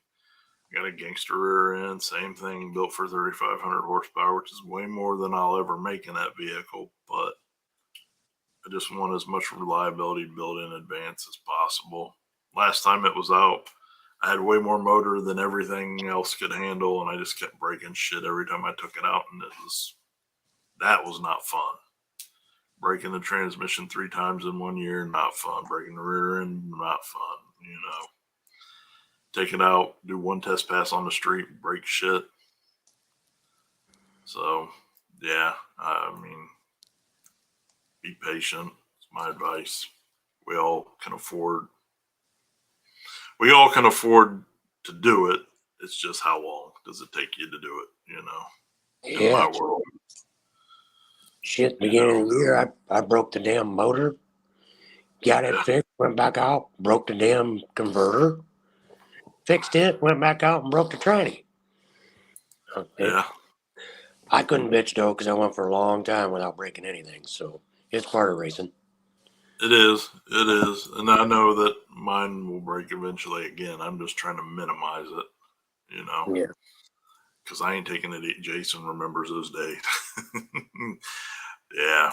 I ain't taking it easy. I'm going to beat that motherfucker like it owes me money. Because it does. It owes me a lot of fucking money, as a matter of fact. But yeah, we're going to have some fun, man. That's that. I'm back to doing that and love it. I mean, now I get pretty frustrated there for a while. I'm not gonna lie. I was to my end, and It's easy to do, man. I mean, yeah, it's easy to do because you spend all this time and effort, but man, it's such an emotional journey. The vehicle really is only a part of obtaining the goals that you're trying to do, and oh yeah, you just yeah, get so emotionally involved and wrapped up in shit, man. And when it kicks you, it fucking hurts. It yeah. hurts. So you gotta stay in the fight. Just get your teeth kicked in until you're tired of getting them kicked in, and you figure something out. Eventually, it's fun. Yeah. I was wondering for a while. Oh, I'm still sending it, brother. I can't just send this one at first, but yeah, I'm still sending it too. Listen, you can't not send it. There is no conservative racing anymore. There is no. Mhm. There might be legitimately.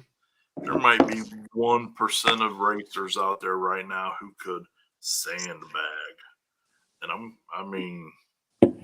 there's not many people out there who are so far past anybody else right now that anybody can not be on absolutely 100% of their A game all the time. And you're always going to be on that ragged edge. That's one of the few things I am a little concerned with is same thing you're battling is freaking getting it to the ground without getting it to the ground and keeping all four tires to the ground ish, as much as possible. I had that under control for a long time, and shoot, Kenny's done found all this damn power that I didn't even know was. Kenny ain't afraid of the up arrow. It wasn't really necessarily the up arrow. Is we just had to fix a bunch of shit. Now it just even with the cool air coming in, oh dude. But now we keep hitting the down arrow, and it's something more power. Oh yeah. Well, it's crazy that 10 degrees in fall make an extra 200-300 horsepower Yeah, that you don't want. yeah. It's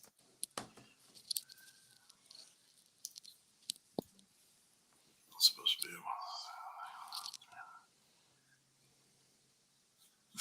be. Yeah. Friggin' hey, I'm telling you, these guys wrong right here. Damn it. One of these days I'm gonna get good at this. Extreme automatics or Turner race transmissions.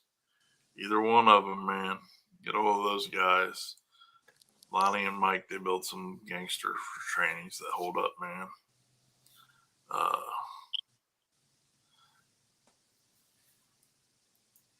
Get with them, Doc. Hell yeah, Jason. How's that going? I thought you were out of the woods with that, man.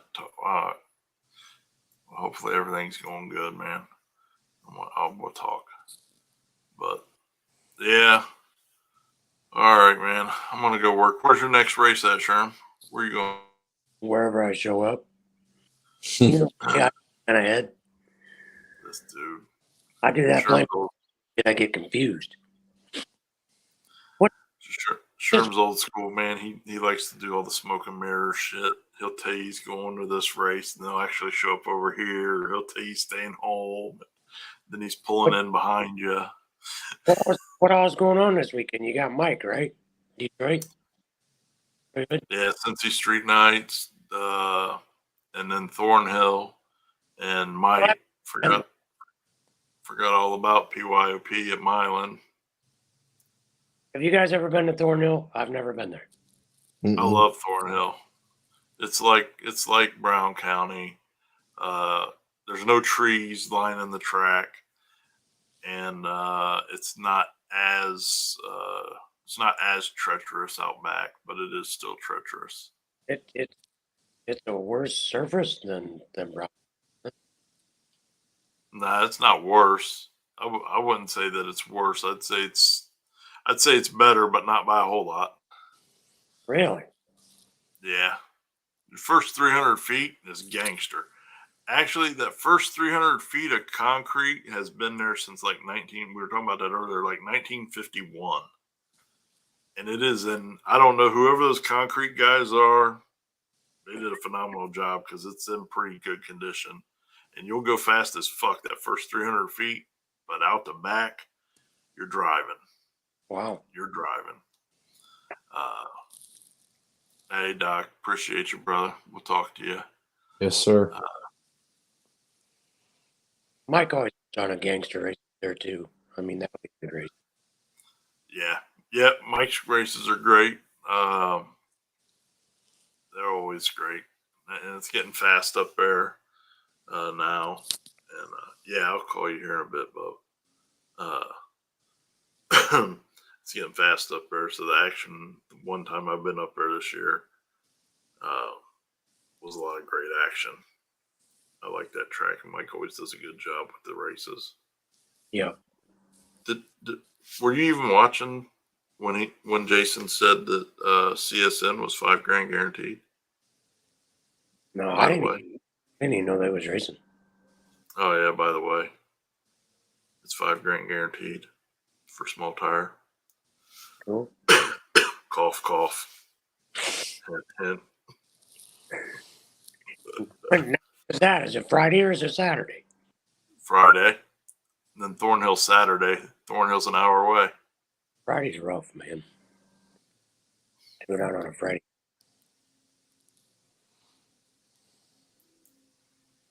Friday is not rough for you. Friday's rough, dude. I got stuff to do too. We'll get it done this week. Everybody just thinks I get all this shit gifted to me or some shit. I don't understand. Dude, you don't even work. I don't even want to hear it. Yeah, I just walk around and pick this shit up. It's just laying along the roads.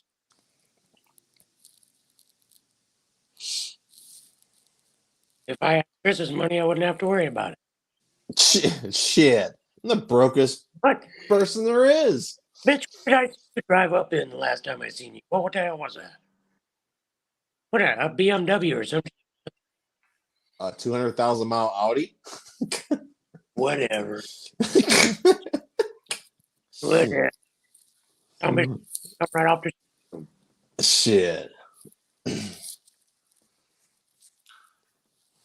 Yeah. chicks to get out the passenger side, come around, open the door for you. Oh, Lord. Roll up in there like that shit. Mm-hmm. Yeah, I you know, wish. how don't you? Oh yeah, big money. I wish. If I was big money, I'd have your setup. Yeah, John, because they think I just ride around and pick the shit up. Someday I'll be like you.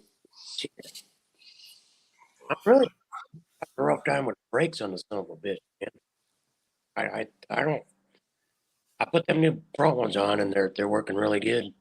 I must have the back screwed up because this thing ain't stopping like it used to. You got proportioning valves in there? Yeah. Yeah.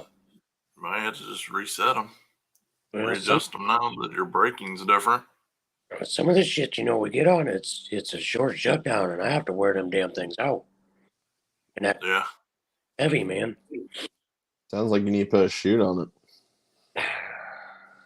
I pulled that shit so many times it's all tore to hell. I'm waiting for it to blow off on these. 2 chutes. No, that ain't happening. swing off of it by damn pro mount. Yeah, you're gonna have to get your dual shoots with the launchers, man. I'm putting a launch. Something. I hate that son of a bitch I got on there. Yeah. You know, it is a safety device, but I hate pulling it because I hate packing it. It sucks. Well, I hate to see you freaking heat them brakes up and then be useless and run off into the woods somewhere or something. I'm gonna put them TBMs on the back too. I think I really like them. They're a good brake. Oh yeah. Is that what you're gonna put on the front? I just put them on the front. They work Yeah. good. I like them. Oh yeah. They'll help me get them. Never heard of her. No, and she's getting that all the time.